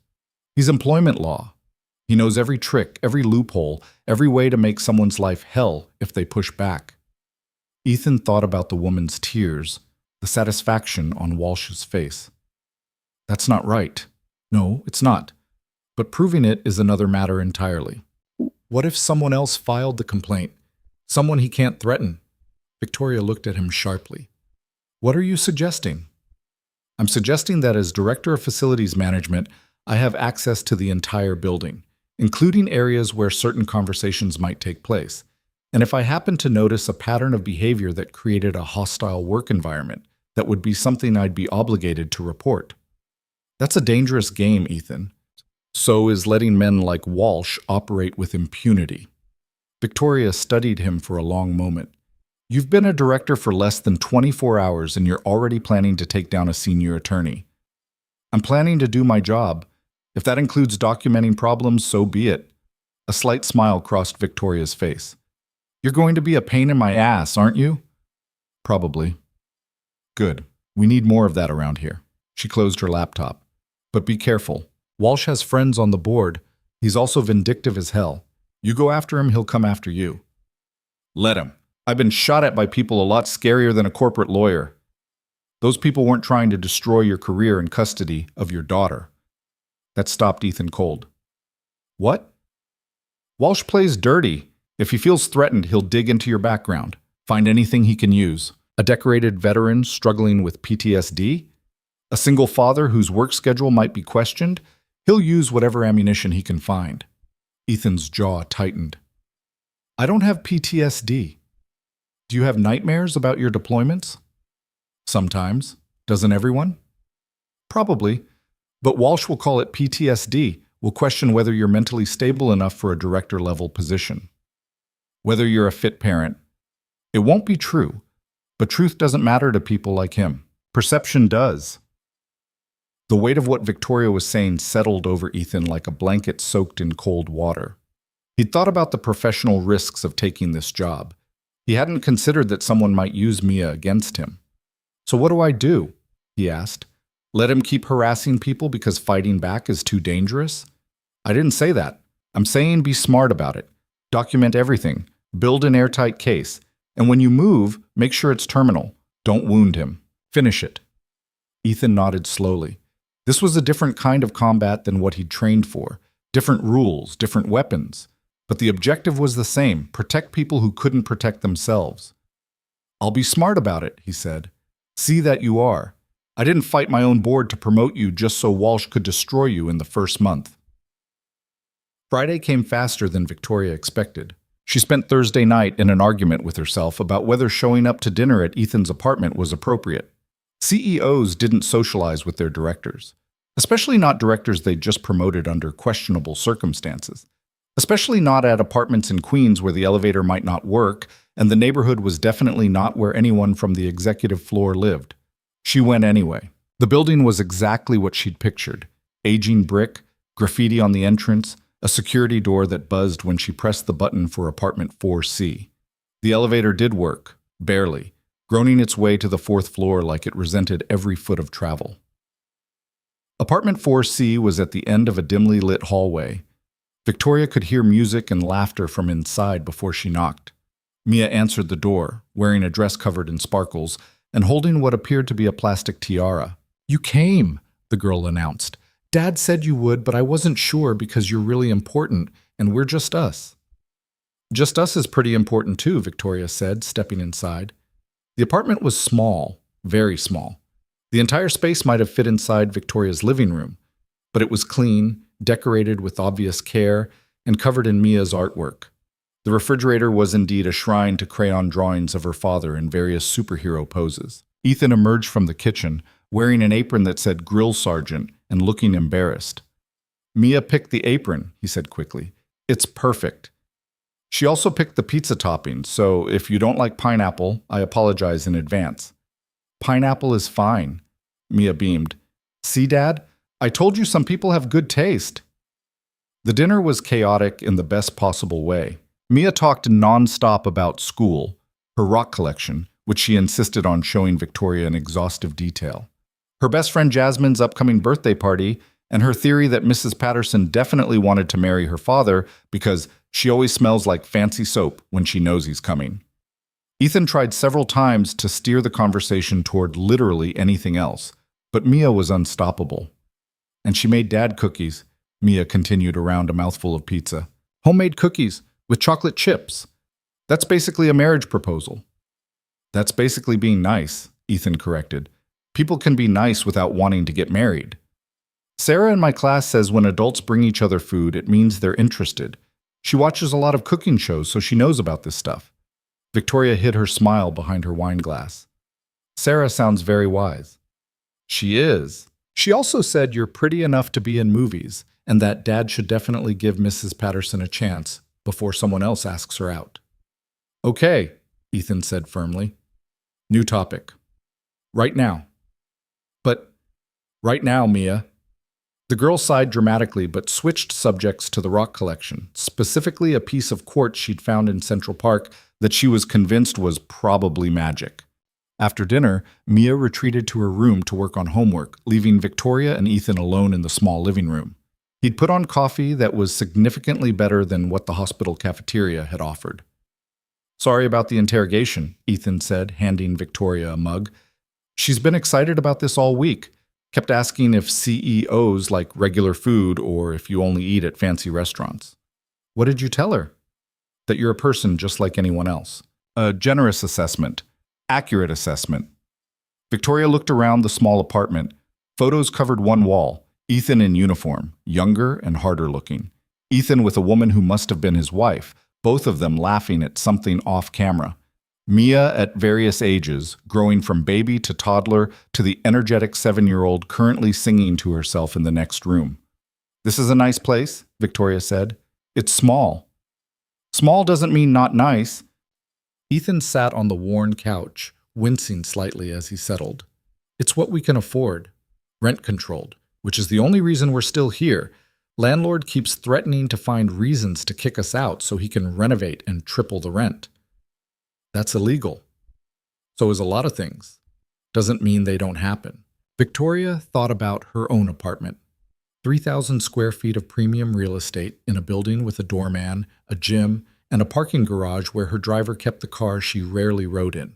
She'd bought it 5 years ago as an investment. She couldn't remember the last time it had felt like a home. Can I ask you something? Ethan said. Of course. Why did you really come here tonight? And don't say because Mia invited you. We both know you could have sent a polite excuse. Victoria considered her answer carefully. She could deflect, change the subject, retreat behind the professional distance that usually served her so well. Instead, she told the truth. Because I realized I don't have anyone who invites me to dinner. No friends, no family I speak to regularly, just colleagues and business contacts and people who want something from me. And when your daughter asked me if I liked pizza, it was the first time in months someone wanted me around just to be around. Not to network, not to negotiate, just to eat pizza and look at rocks. So I came because I needed to remember what that feels like. Ethan was quiet for a moment. That's the saddest thing I've heard in a while. Yeah. But I get it. When my wife died, I thought I'd never feel normal again. Everything was hospital visits and funeral arrangements, and figuring out how to tell a 3-year-old that her mother wasn't coming home. It took Mia forcing me to go to a parent-teacher conference to realize I'd been so focused on surviving that I'd forgotten how to actually live. How did you figure it out? The living part? I didn't. Still haven't, really. But Mia helps. She doesn't let me disappear into work or grief or whatever hole I'm trying to climb into. She drags me to the park, makes me watch animated movies, demands I explain why the sky is blue, even though I've explained it 100 times. He smiled. Kids don't let you be invisible. They see you even when you don't want to be seen. Must be nice. It is, most of the time. Ethan paused. Can I ask you something now? Fair's fair. Why don't you have people? You're successful, smart. You clearly care about things even if you try to hide it. What happened? Victoria took a long sip of coffee, buying time to decide how honest to be.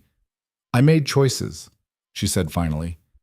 Early in my career, I decided that relationships were liabilities, that caring about people made you weak, that the only way to succeed was to cut away everything that might slow you down. So I did. I worked 80-hour weeks, said no to friendships, stopped talking to my family because they didn't understand why I couldn't make it to Christmas. And it worked. I became the youngest CEO in Meridian's history. I built an empire. And then I woke up one day and realized I'd built it completely alone. Is that why you're changing things now? Because of what happened? Partly.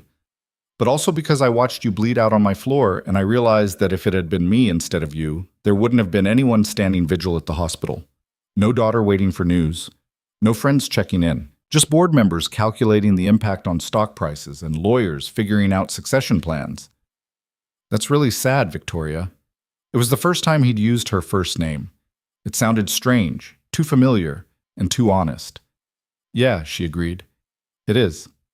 They sat in comfortable silence while Mia's singing drifted from the other room, something about stars and wishes and magic that only 7-year-olds could make sound profound. For what it's worth, Ethan said eventually, you've got at least 2 people now who'd show up if something happened.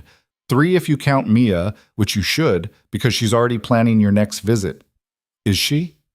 She wants to show you her school, introduce you to Mrs. Patterson, prove that her dad is friends with an actual CEO, because apparently that will make her the coolest kid in 2nd grade. Victoria smiled. I wouldn't want to disappoint her.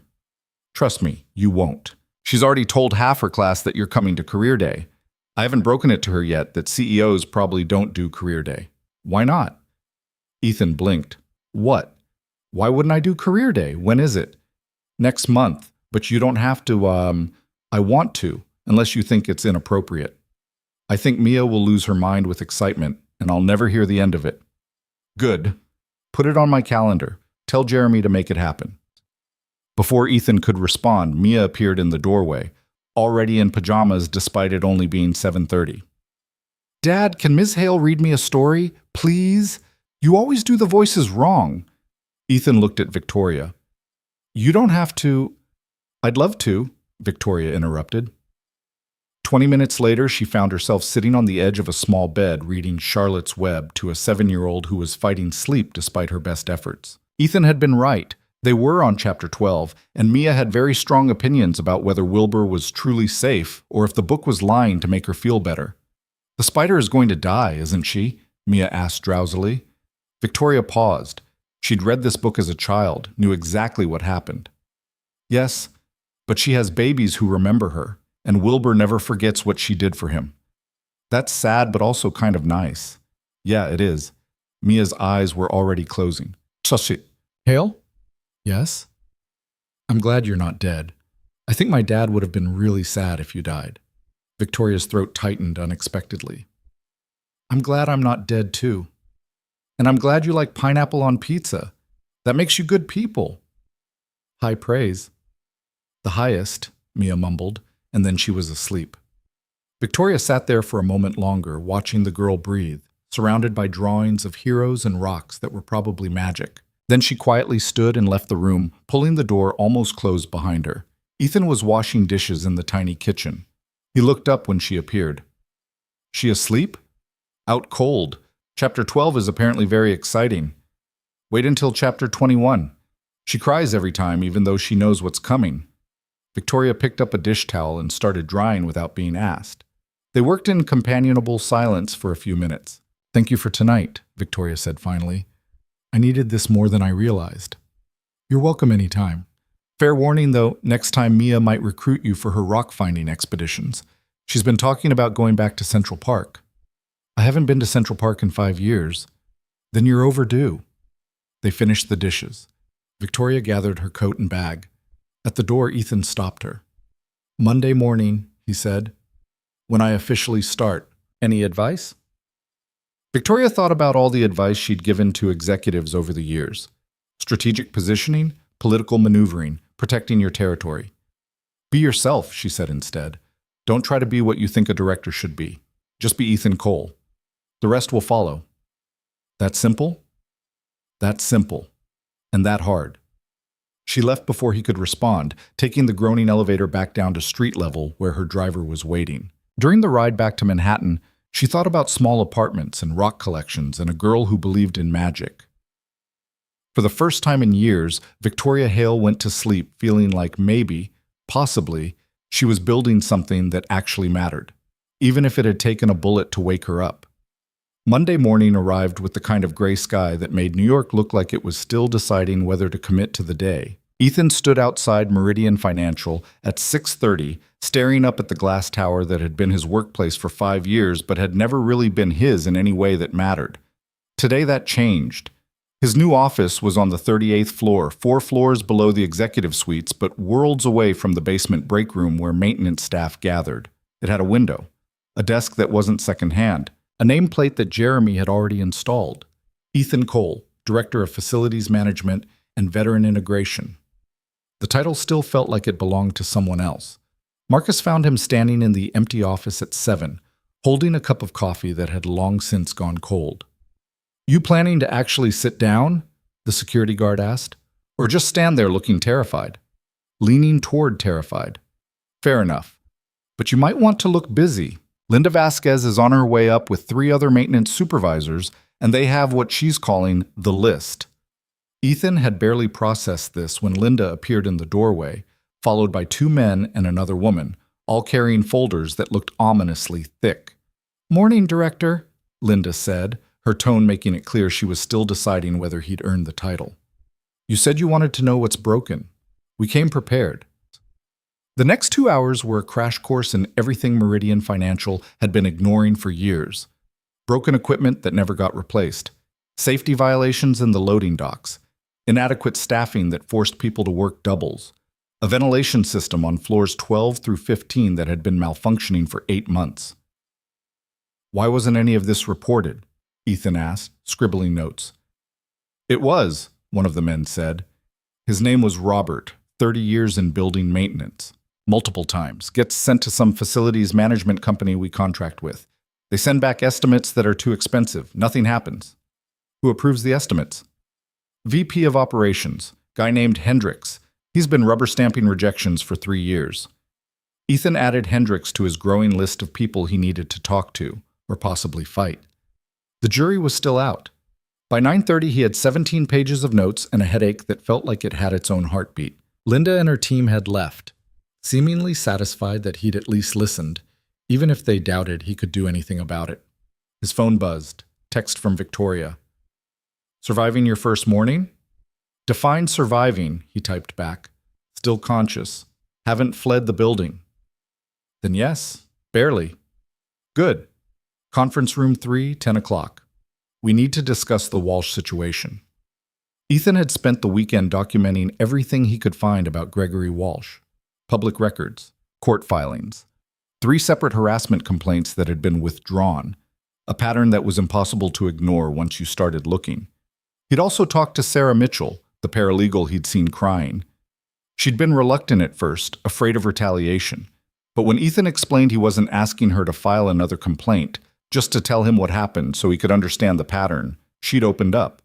Walsh had a system: target younger employees, usually women, make inappropriate comments that could be explained away as jokes, push boundaries gradually, and if anyone complained, bury them in legal maneuvering until they gave up. It was textbook predatory behavior, and Walsh had been getting away with it because he was good at his job and knew exactly how far he could push. Victoria was already in the conference room when Ethan arrived, along with Patricia Chen from the board and another woman Ethan didn't recognize. "Ethan Cole, meet Rachel Torres," Victoria said. "She's head of our HR department. Rachel, this is our new director." Rachel shook his hand with a grip that suggested she didn't trust him yet, but was willing to wait and see. "Ms. Hale says you have information about Gregory Walsh." "I have documentation," Ethan corrected, sliding a folder across the table. 3 harassment complaints in 18 months, all withdrawn. 2 more informal reports that never made it to official complaints. A pattern of behavior targeting women under 30. And evidence that he uses his position in employment law to intimidate people out of pursuing formal action. Rachel flipped through the documents, her expression darkening. "Where did you get all this?" "I asked people. Turns out when you're not threatening to destroy their careers, they're willing to talk." "This is substantial," Rachel admitted, "but it's still mostly hearsay. Walsh will argue that withdrawn complaints don't prove anything, that informal reports are just gossip." "Which is why we need more," Victoria said. Ethan, you mentioned you have access to the building. What exactly did you mean by that? Ethan had thought about this carefully. Walsh works late most nights, usually alone. I've been documenting his movements, who he meets with, when. Nothing illegal about a janitor noting which offices need cleaning. Patricia leaned forward. And what have you noticed? He's been meeting with Sarah Mitchell after hours, alone. She stays late supposedly to work on case files, but I've seen her leave his office crying 3 times in the past week. That's still not proof of harassment, Rachel said. No, but it establishes pattern and opportunity. And if someone were to check the building's security footage from those nights, they might see things that support Sarah's account, things that would be harder for Walsh to explain away. Victoria and Patricia exchanged glances. You're suggesting we review security footage without Walsh knowing? I'm suggesting that as Director of Facilities Management, I have legitimate reasons to review security footage, safety concerns, building access, standard protocols. That's a thin line, Patricia warned. Yeah, but it's legal, and if we find something, we can bring it to Rachel and let her take it from there. Officially. Rachel looked at Victoria. This could backfire badly. If Walsh gets wind of it, he'll claim we're targeting him, could file a lawsuit. Let him, Victoria said flatly. I'm tired of people like Walsh operating with impunity because everyone's too afraid of lawsuits. We do this right, document everything, follow protocol. But we do it. The meeting continued for another hour, hammering out details, establishing procedures, making sure every step was defensible. By the time Ethan left, he had a plan and a sinking feeling that he'd just made a very powerful enemy. Marcus was waiting outside the conference room. You're really going after Walsh? The security guard asked quietly. How did you... I'm head of security. I know everything. Marcus shook his head. Walsh has friends, Cole. Powerful friends. You sure about this? No, but I'm doing it anyway. Then you're going to need backup. I'll pull the footage myself. Make sure there's no question about chain of custody. You don't have to do that. Yeah, I do. I've watched Walsh operate for 5 years. Someone needs to stop him. Might as well be us. That evening, Ethan picked up Mia from aftercare and found her unusually quiet on the subway ride home. She sat pressed against his side, not chattering like usual, just staring at her backpack. You okay, sweetheart? He asked. Tyler said you're going to get fired. Ethan's stomach dropped. What? Tyler's dad works at your building. He said important people are mad at you for getting a special job you didn't earn. He said they're going to fire you, and then we'll have to move again. Ethan pulled Mia closer, feeling her small body tense against him. Tyler's dad doesn't know what he's talking about. But what if he's right? What if they do fire you? Then I'll find another job. But Mia, listen to me. I earned this position. Maybe not the way other people earn things, but I earned it. And if people want to be mad about that, that's their problem, not ours. But you got shot. That's not fair. No, it's not. But life isn't always fair. Sometimes bad things happen to good people. Sometimes good things happen for complicated reasons. What matters is what we do with it. Mia was quiet for a moment. Are you going to do good things with your new job? I'm going to try. Then Tyler's dad is wrong. You did earn it. The simple faith in her voice made Ethan's chest tight. He pressed a kiss to the top of her head and hoped she was right. The security footage Marcus pulled was damning. Ethan watched it in Marcus's office 3 nights later, both of them working after hours when the building was nearly empty. The timestamp showed Walsh calling Sarah Mitchell into his office at 8:45 on a Tuesday evening. She entered looking professional, carrying files. She left 40 minutes later looking shaken, arms wrapped around herself protectively. The camera in Walsh's office was angled to show only his desk, not the seating area. But you could see him stand, move toward where Sarah would be sitting, stay there for several minutes before returning to his desk. It wasn't smoking gun evidence, but combined with Sarah's account, with the pattern of complaints, with statements from 2 other women who'd agreed to go on record, it was enough. Rachel Torres brought Walsh in for a formal interview 2 weeks after Ethan's first day as director. Ethan wasn't there. It wasn't his place. But he waited in his office, unable to concentrate on anything else. Victoria appeared in his doorway at 4:30. It's done, she said. And? Walsh denied everything, said the complaints are fabrications by disgruntled employees. That the footage is being misinterpreted. That this is a witch hunt orchestrated by people who resent his success. Ethan's heart sank. So he gets away with it. I didn't say that. I said he denied it. We're terminating him anyway. Effective immediately. Can you do that? Won't he sue? Probably. Let him. We have documentation, witnesses, a pattern of behavior, and a CEO who's tired of protecting people who hurt others. Victoria leaned against the doorframe. He threatened you, by the way. Said he'd make sure everyone knows you're incompetent, that you're only here because you got shot, that you're going to fail spectacularly and take me down with you. Sorry. Don't be. He's scared. Scared people lash out. But he's gone. And that's what matters. After Victoria left, Ethan sat at his desk and let himself feel the weight of what they'd accomplished. One predator removed. One small victory in a company that needed hundreds more.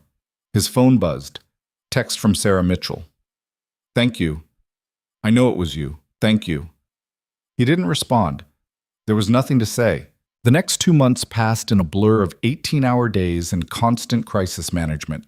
Ethan tackled Linda's list systematically, getting approval for new equipment, fixing safety violations, reorganizing shifts so people weren't working themselves to death.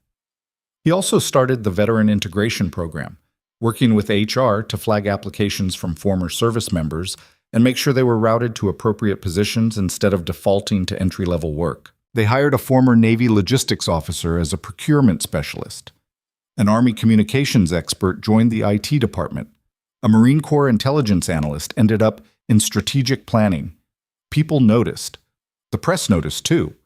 Business journals ran stories about Meridian's transformation, about the janitor-turned-director who was revolutionizing corporate culture, about Victoria Hale's unexpected pivot toward valuing people over pure profit. Some of it was accurate. Most of it was exaggerated. All of it put pressure on Ethan to keep succeeding, to prove he wasn't just a feel-good story that would fade when public attention moved on. And through it all, Mia kept him grounded. She didn't care about business articles or corporate restructuring. She cared that he made it to her school play, that he helped with her science project about rocks, naturally, that he showed up for parent-teacher conferences where Mrs. Patterson definitely did not smell like fancy soap, no matter what Mia claimed. Victoria became a fixture in their lives, too, in ways that surprised everyone.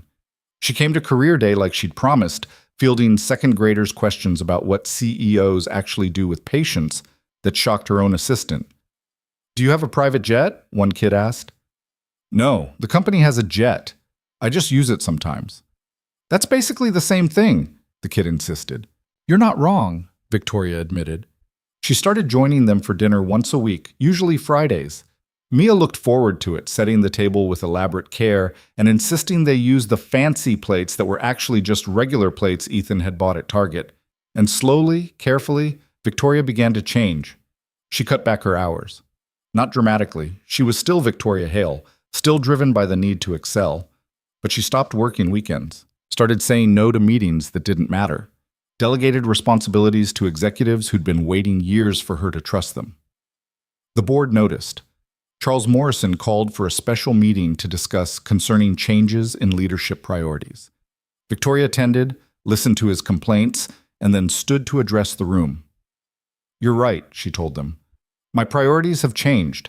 I used to think success meant maximum profit at any cost, that people were resources to be optimized, that caring about employees was weakness disguised as progressive management.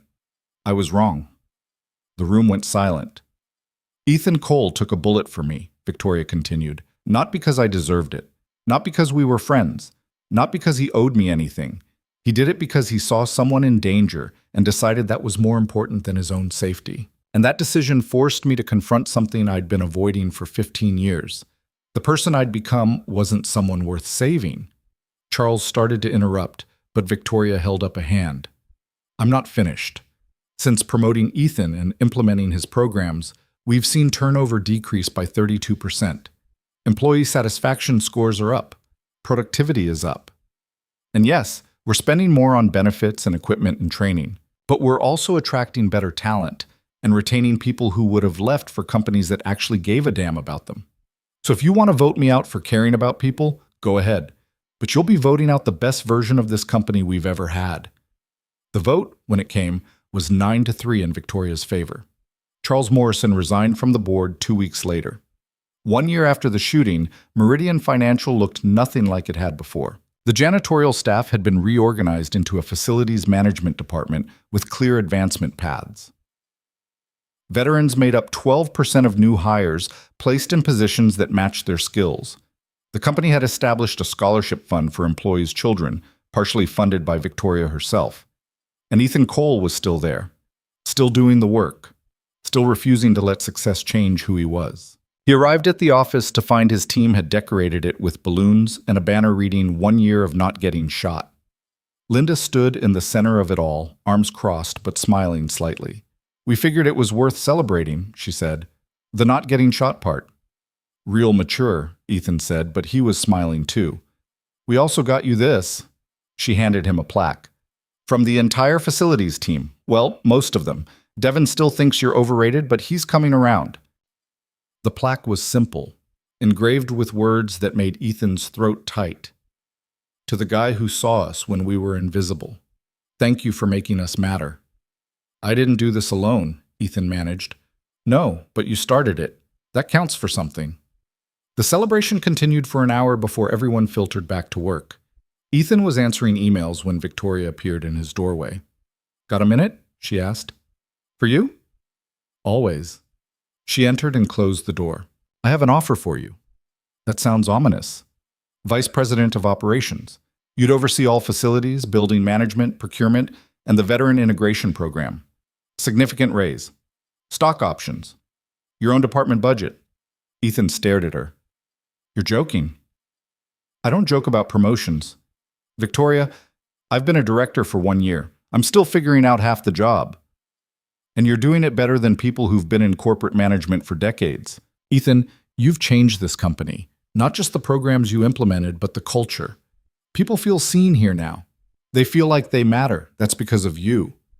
It's because of a lot of people. Linda, Marcus, Rachel, you.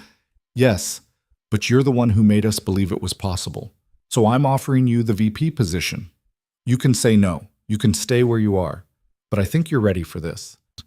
Ethan thought about Mia, about stability, about the risk of reaching too high and falling. Then he thought about the plaque on his desk and the people who'd given it to him. "I need to talk to Mia first," he said. "Of course.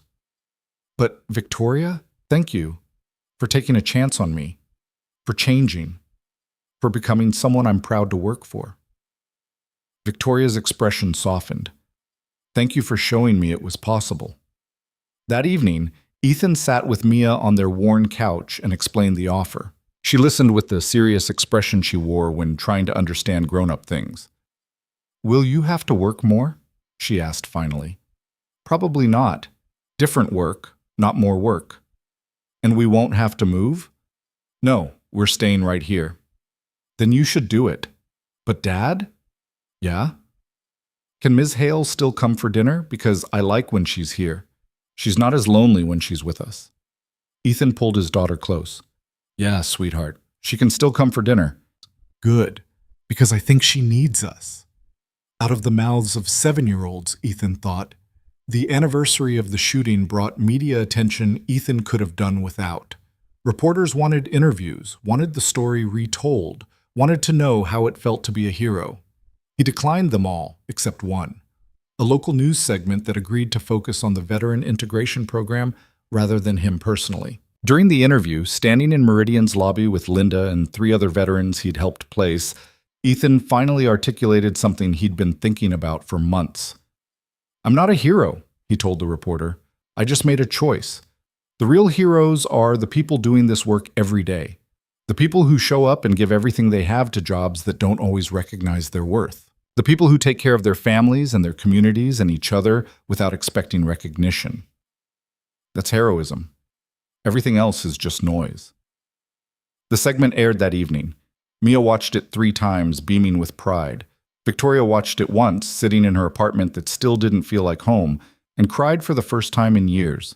Not sad tears. Something else. Something like hope. 6 months later, on a random Tuesday that felt like any other Tuesday, Ethan was walking through the building doing his routine checks when he heard shouting from the lobby. His first instinct was to run. His second was to assess the situation before running. Training kicked in, scan for threats, identify exits, protect civilians. What he found was a homeless veteran arguing with building security. The man was disheveled, agitated, demanding to see someone about a job he'd applied for months ago. Ethan recognized him before the man recognized Ethan. Tommy Chen, Marine sniper, 3 tours, the friend he'd sent $1 million to through Victoria's anonymous donation. "Tommy?" Ethan called out.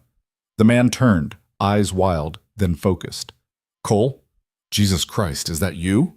Security backed off as Ethan approached. Tommy looked better than he had in the photos Ethan had seen, cleaner, healthier, but still carrying the weight of everything he'd been through. "What are you doing here?" Ethan asked. "I applied for a job, security position, some program for veterans. I saw it online and thought, what the hell? But they're saying there's no record of my application and I should leave and Tommy's voice cracked. "I just needed something to go right for once."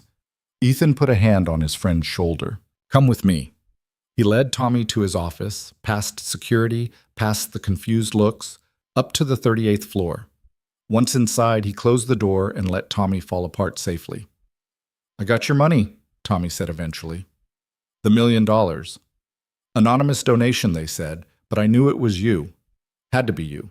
I tried to find you to say thank you, but you'd moved and I didn't know where." "It's okay. You don't need to thank me." "Yes, I do. That money saved my life, got me into housing, got me into a VA program that actually helped, got me stable enough to start thinking about the future instead of just surviving." Tommy looked around the office.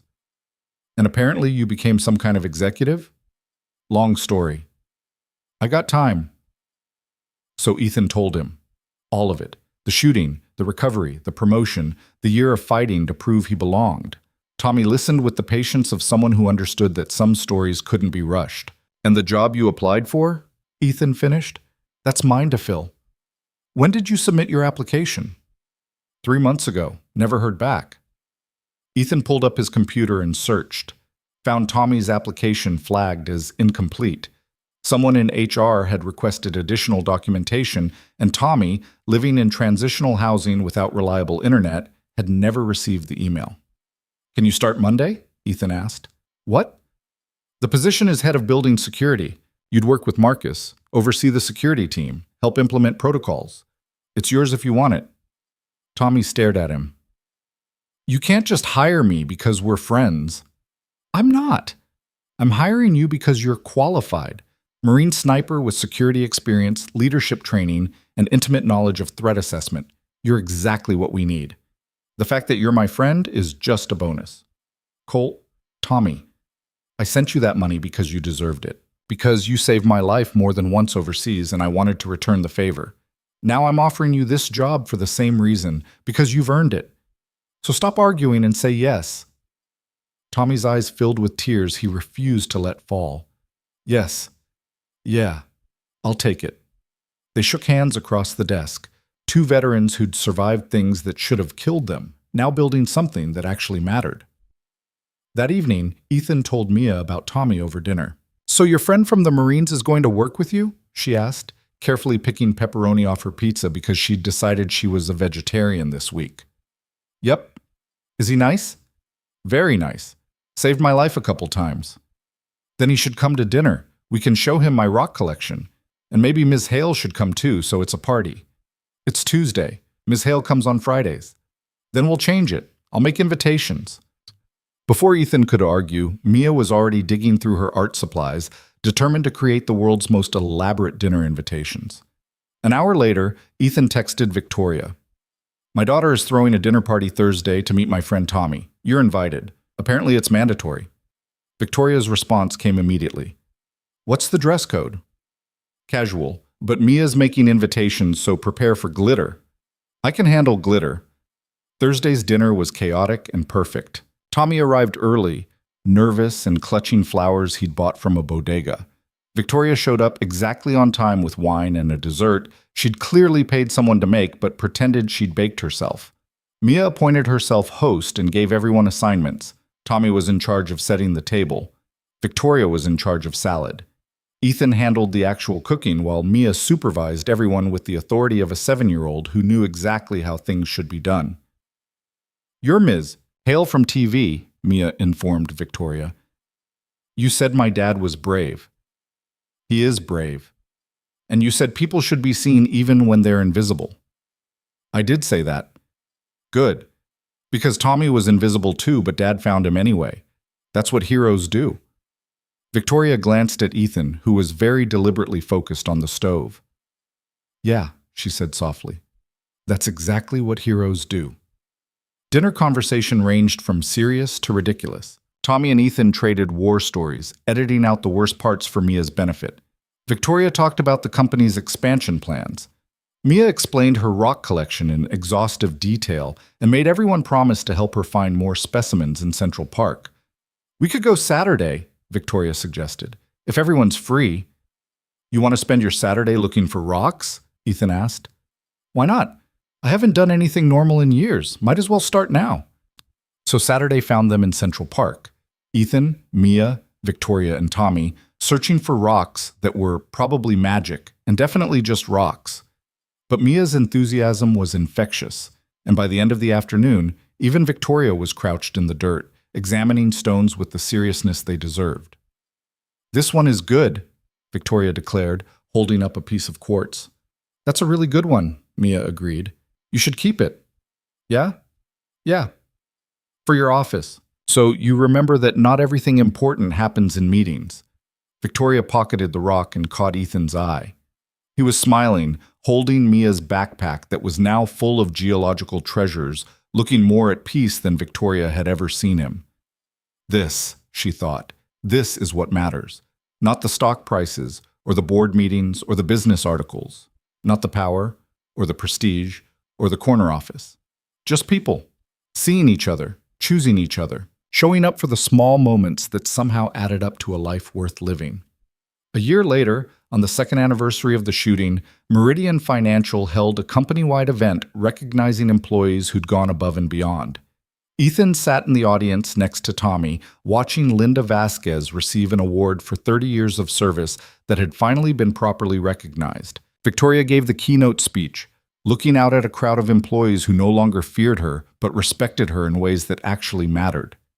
"2 years ago," she said, "a man I'd never spoken to saved my life. I didn't know his name, didn't know his story, didn't know that he was a decorated veteran, a devoted father, someone who'd already sacrificed more than I could imagine.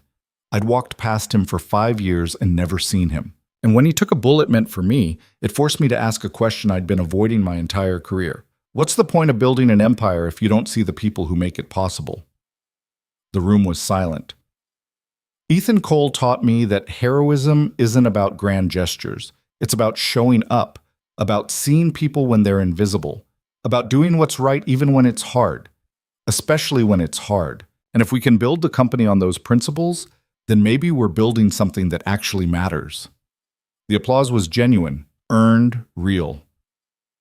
After the ceremony, Ethan found Victoria standing alone on the building's roof deck, looking out at the city. "Good speech," he said. "Thanks." Meant every word. "I know." They stood in comfortable silence, watching the sun set over Manhattan. Somewhere below, Mia was at a playdate, probably explaining her rock collection to someone new. Tommy was finishing his shift, finally stable and employed and building a life worth living. The city moved on, indifferent to their small victories. "You ever regret it?" Victoria asked. "Taking that job? Letting me drag you into this world?" Ethan thought about the question seriously. "Sometimes. When the board is being difficult or I'm stuck in meetings that could have been emails or Devin is still convinced I don't deserve my position. But then I think about Tommy getting hired, about Linda's award, about the 12 veterans we placed this quarter, about Mia telling me she's proud of me. And no, I don't regret it. Good, because I'm about to make you even more busy." Victoria, Executive VP. You'd report directly to me, oversee all operations, and basically run half the company. Before you say no, the board already approved it. Unanimous vote.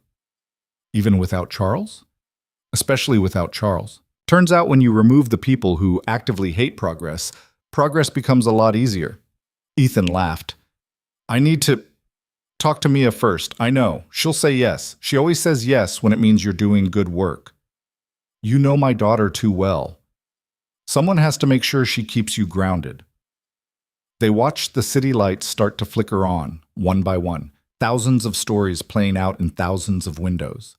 People going home to families, people working late, people falling in love or falling apart or just falling asleep after another day of surviving. I'm glad you're here, Victoria said quietly. I'm glad you took that bullet, not because I wanted you to get hurt, but because it led to this, to us, to everything changing. Me too, Ethan admitted. Even though it hurt like hell, and I wouldn't recommend getting shot as a career advancement strategy. Duly noted. They stood there until the sun disappeared completely and the city became a constellation of artificial stars. Then they headed inside, back to work, back to the lives they were building, one small choice at a time. Ethan picked up Mia from her play date and listened to her chatter about the rocks she'd shown Sarah and how Sarah's mom said they were very interesting, even though Mia could tell she was just being polite. He helped with homework and made dinner and read 3 chapters of their current book and tucked her in with the same ritual they'd performed 1,000 times. Dad? Mia asked as he was turning out the light. Yeah? Tyler's dad said you're going to be a VP now. That's really important, right? I guess so. Does that mean you're not my hero dad anymore? That you're just a regular important person? Ethan sat back down on the edge of her bed. Mia, I could be the CEO of the whole world, and I'd still just be your dad. The job doesn't change that. Nothing changes that. Promise? Promise. Okay, good, because I like you being my dad better than being famous. Me too, sweetheart. Me too. He kissed her forehead and left the room, closing the door on another day that had somehow added up to a life worth living. In her apartment across town, Victoria sat on her couch with a glass of wine and the piece of quartz Mia had given her a year ago. The rock sat on her coffee table now, a reminder that some things mattered more than she'd ever understood. Her phone buzzed, text from Mia's number but clearly typed by Ethan. She wants to know if you're coming to her school concert next week. It's on Tuesday at 6 p.m. Fair warning, she's playing the recorder and it sounds like a dying bird. Ooh, Victoria smiled and typed back, I'll be there. I love dying birds. You're a terrible liar, but she'll be thrilled. See you Tuesday. She set down her phone and looked around her apartment. Still too big, still too empty, but less lonely than it had been. Because she had people now. People who invited her to concerts and rock hunting expeditions and pizza dinners. People who saw her not as a CEO or a board member or a means to an end, but as Victoria. Just Victoria. And that she'd finally learned was enough. 5 years after the shooting, Ethan Cole stood in the same conference room where everything had changed and addressed the board one final time as executive VP. I'm stepping down, he announced. The room erupted in protests. Victoria, sitting at the head of the table, stayed silent. Not leaving the company, Ethan clarified. Just the VP position. I'm going back to facilities management, director level, where I started. Why? Someone demanded. Because that's where I do my best work. Because I miss being on the ground, solving real problems instead of sitting in meetings about meetings. And because my daughter is starting middle school and I want to be home for dinner more than twice a week. You're turning down an executive position for family dinners? The question was incredulous. Yeah, I am. Turns out that's more important to me than a title. After the meeting, Victoria cornered him in the hallway. You're serious about this? She asked. Completely. You know you're making it harder for the next person who tries to move up from the ground floor, right? They'll say you couldn't handle it. Let them say it. I did handle it. For 5 years. And now I'm choosing something different. That's allowed. Victoria studied his face. You're not going to change your mind? Nope. Then I'm happy for you. Even though I'm going to miss having you in that chair. I'm not going anywhere, just moving down 4 floors. Still, it won't be the same. Ethan smiled. No, it'll be better. You'll see. He was right. 6 months later, Meridian Financial's facilities department was running smoother than ever.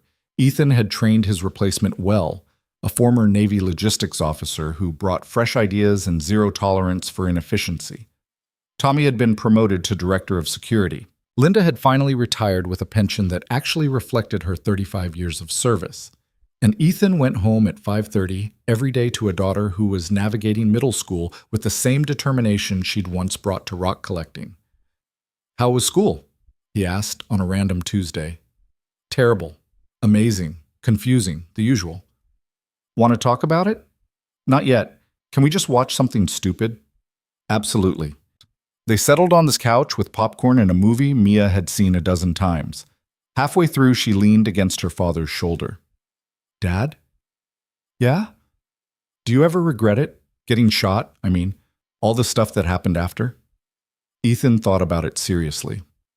"Sometimes I regret the pain, the recovery, the bullet holes in my favorite jacket, but everything else, the job, the changes, meeting people like Ms. Hale and Tommy, no, I don't regret any of that." "Good, because I like our life now, even though middle school is weird. Middle school is supposed to be weird." "That's what Ms. Hale said when I told her about it." "When did you talk to Ms. Hale about middle school?" "She took me to lunch yesterday. Didn't she tell you?" Ethan made a mental note to ask Victoria about this later. "What did you two talk about?" "Stuff, school, life." "She asked if I was still finding rocks, and I said sometimes, but mostly now I'm interested in astronomy. She said that's just rock collecting, but farther away." Ethan laughed. "She's not wrong." They finished the movie. Ethan made dinner. They did homework and talked about nothing important and everything that mattered. Later, after Mia was asleep, Ethan stood in his small apartment and looked at the life he'd built. Not perfect, not easy, but real and earned, and his in ways that mattered. His phone buzzed. Text from Victoria. "Lunch with Mia was great. She's going to change the world someday." "She already has," Ethan typed back. "She just doesn't know it yet." "Fair point. See you Friday?" "Wouldn't miss it." Because that's what they did now. Showed up for each other, chose each other, built something that looked nothing like success was supposed to look, but felt more real than anything Ethan had known. He wasn't a hero. Never had been, despite what the headlines said. He was just a guy who'd made a choice in 3 seconds and spent the rest of his life living with the consequences. The good ones and the hard ones and everything in between. And in the end, that was enough. More than enough. It was everything.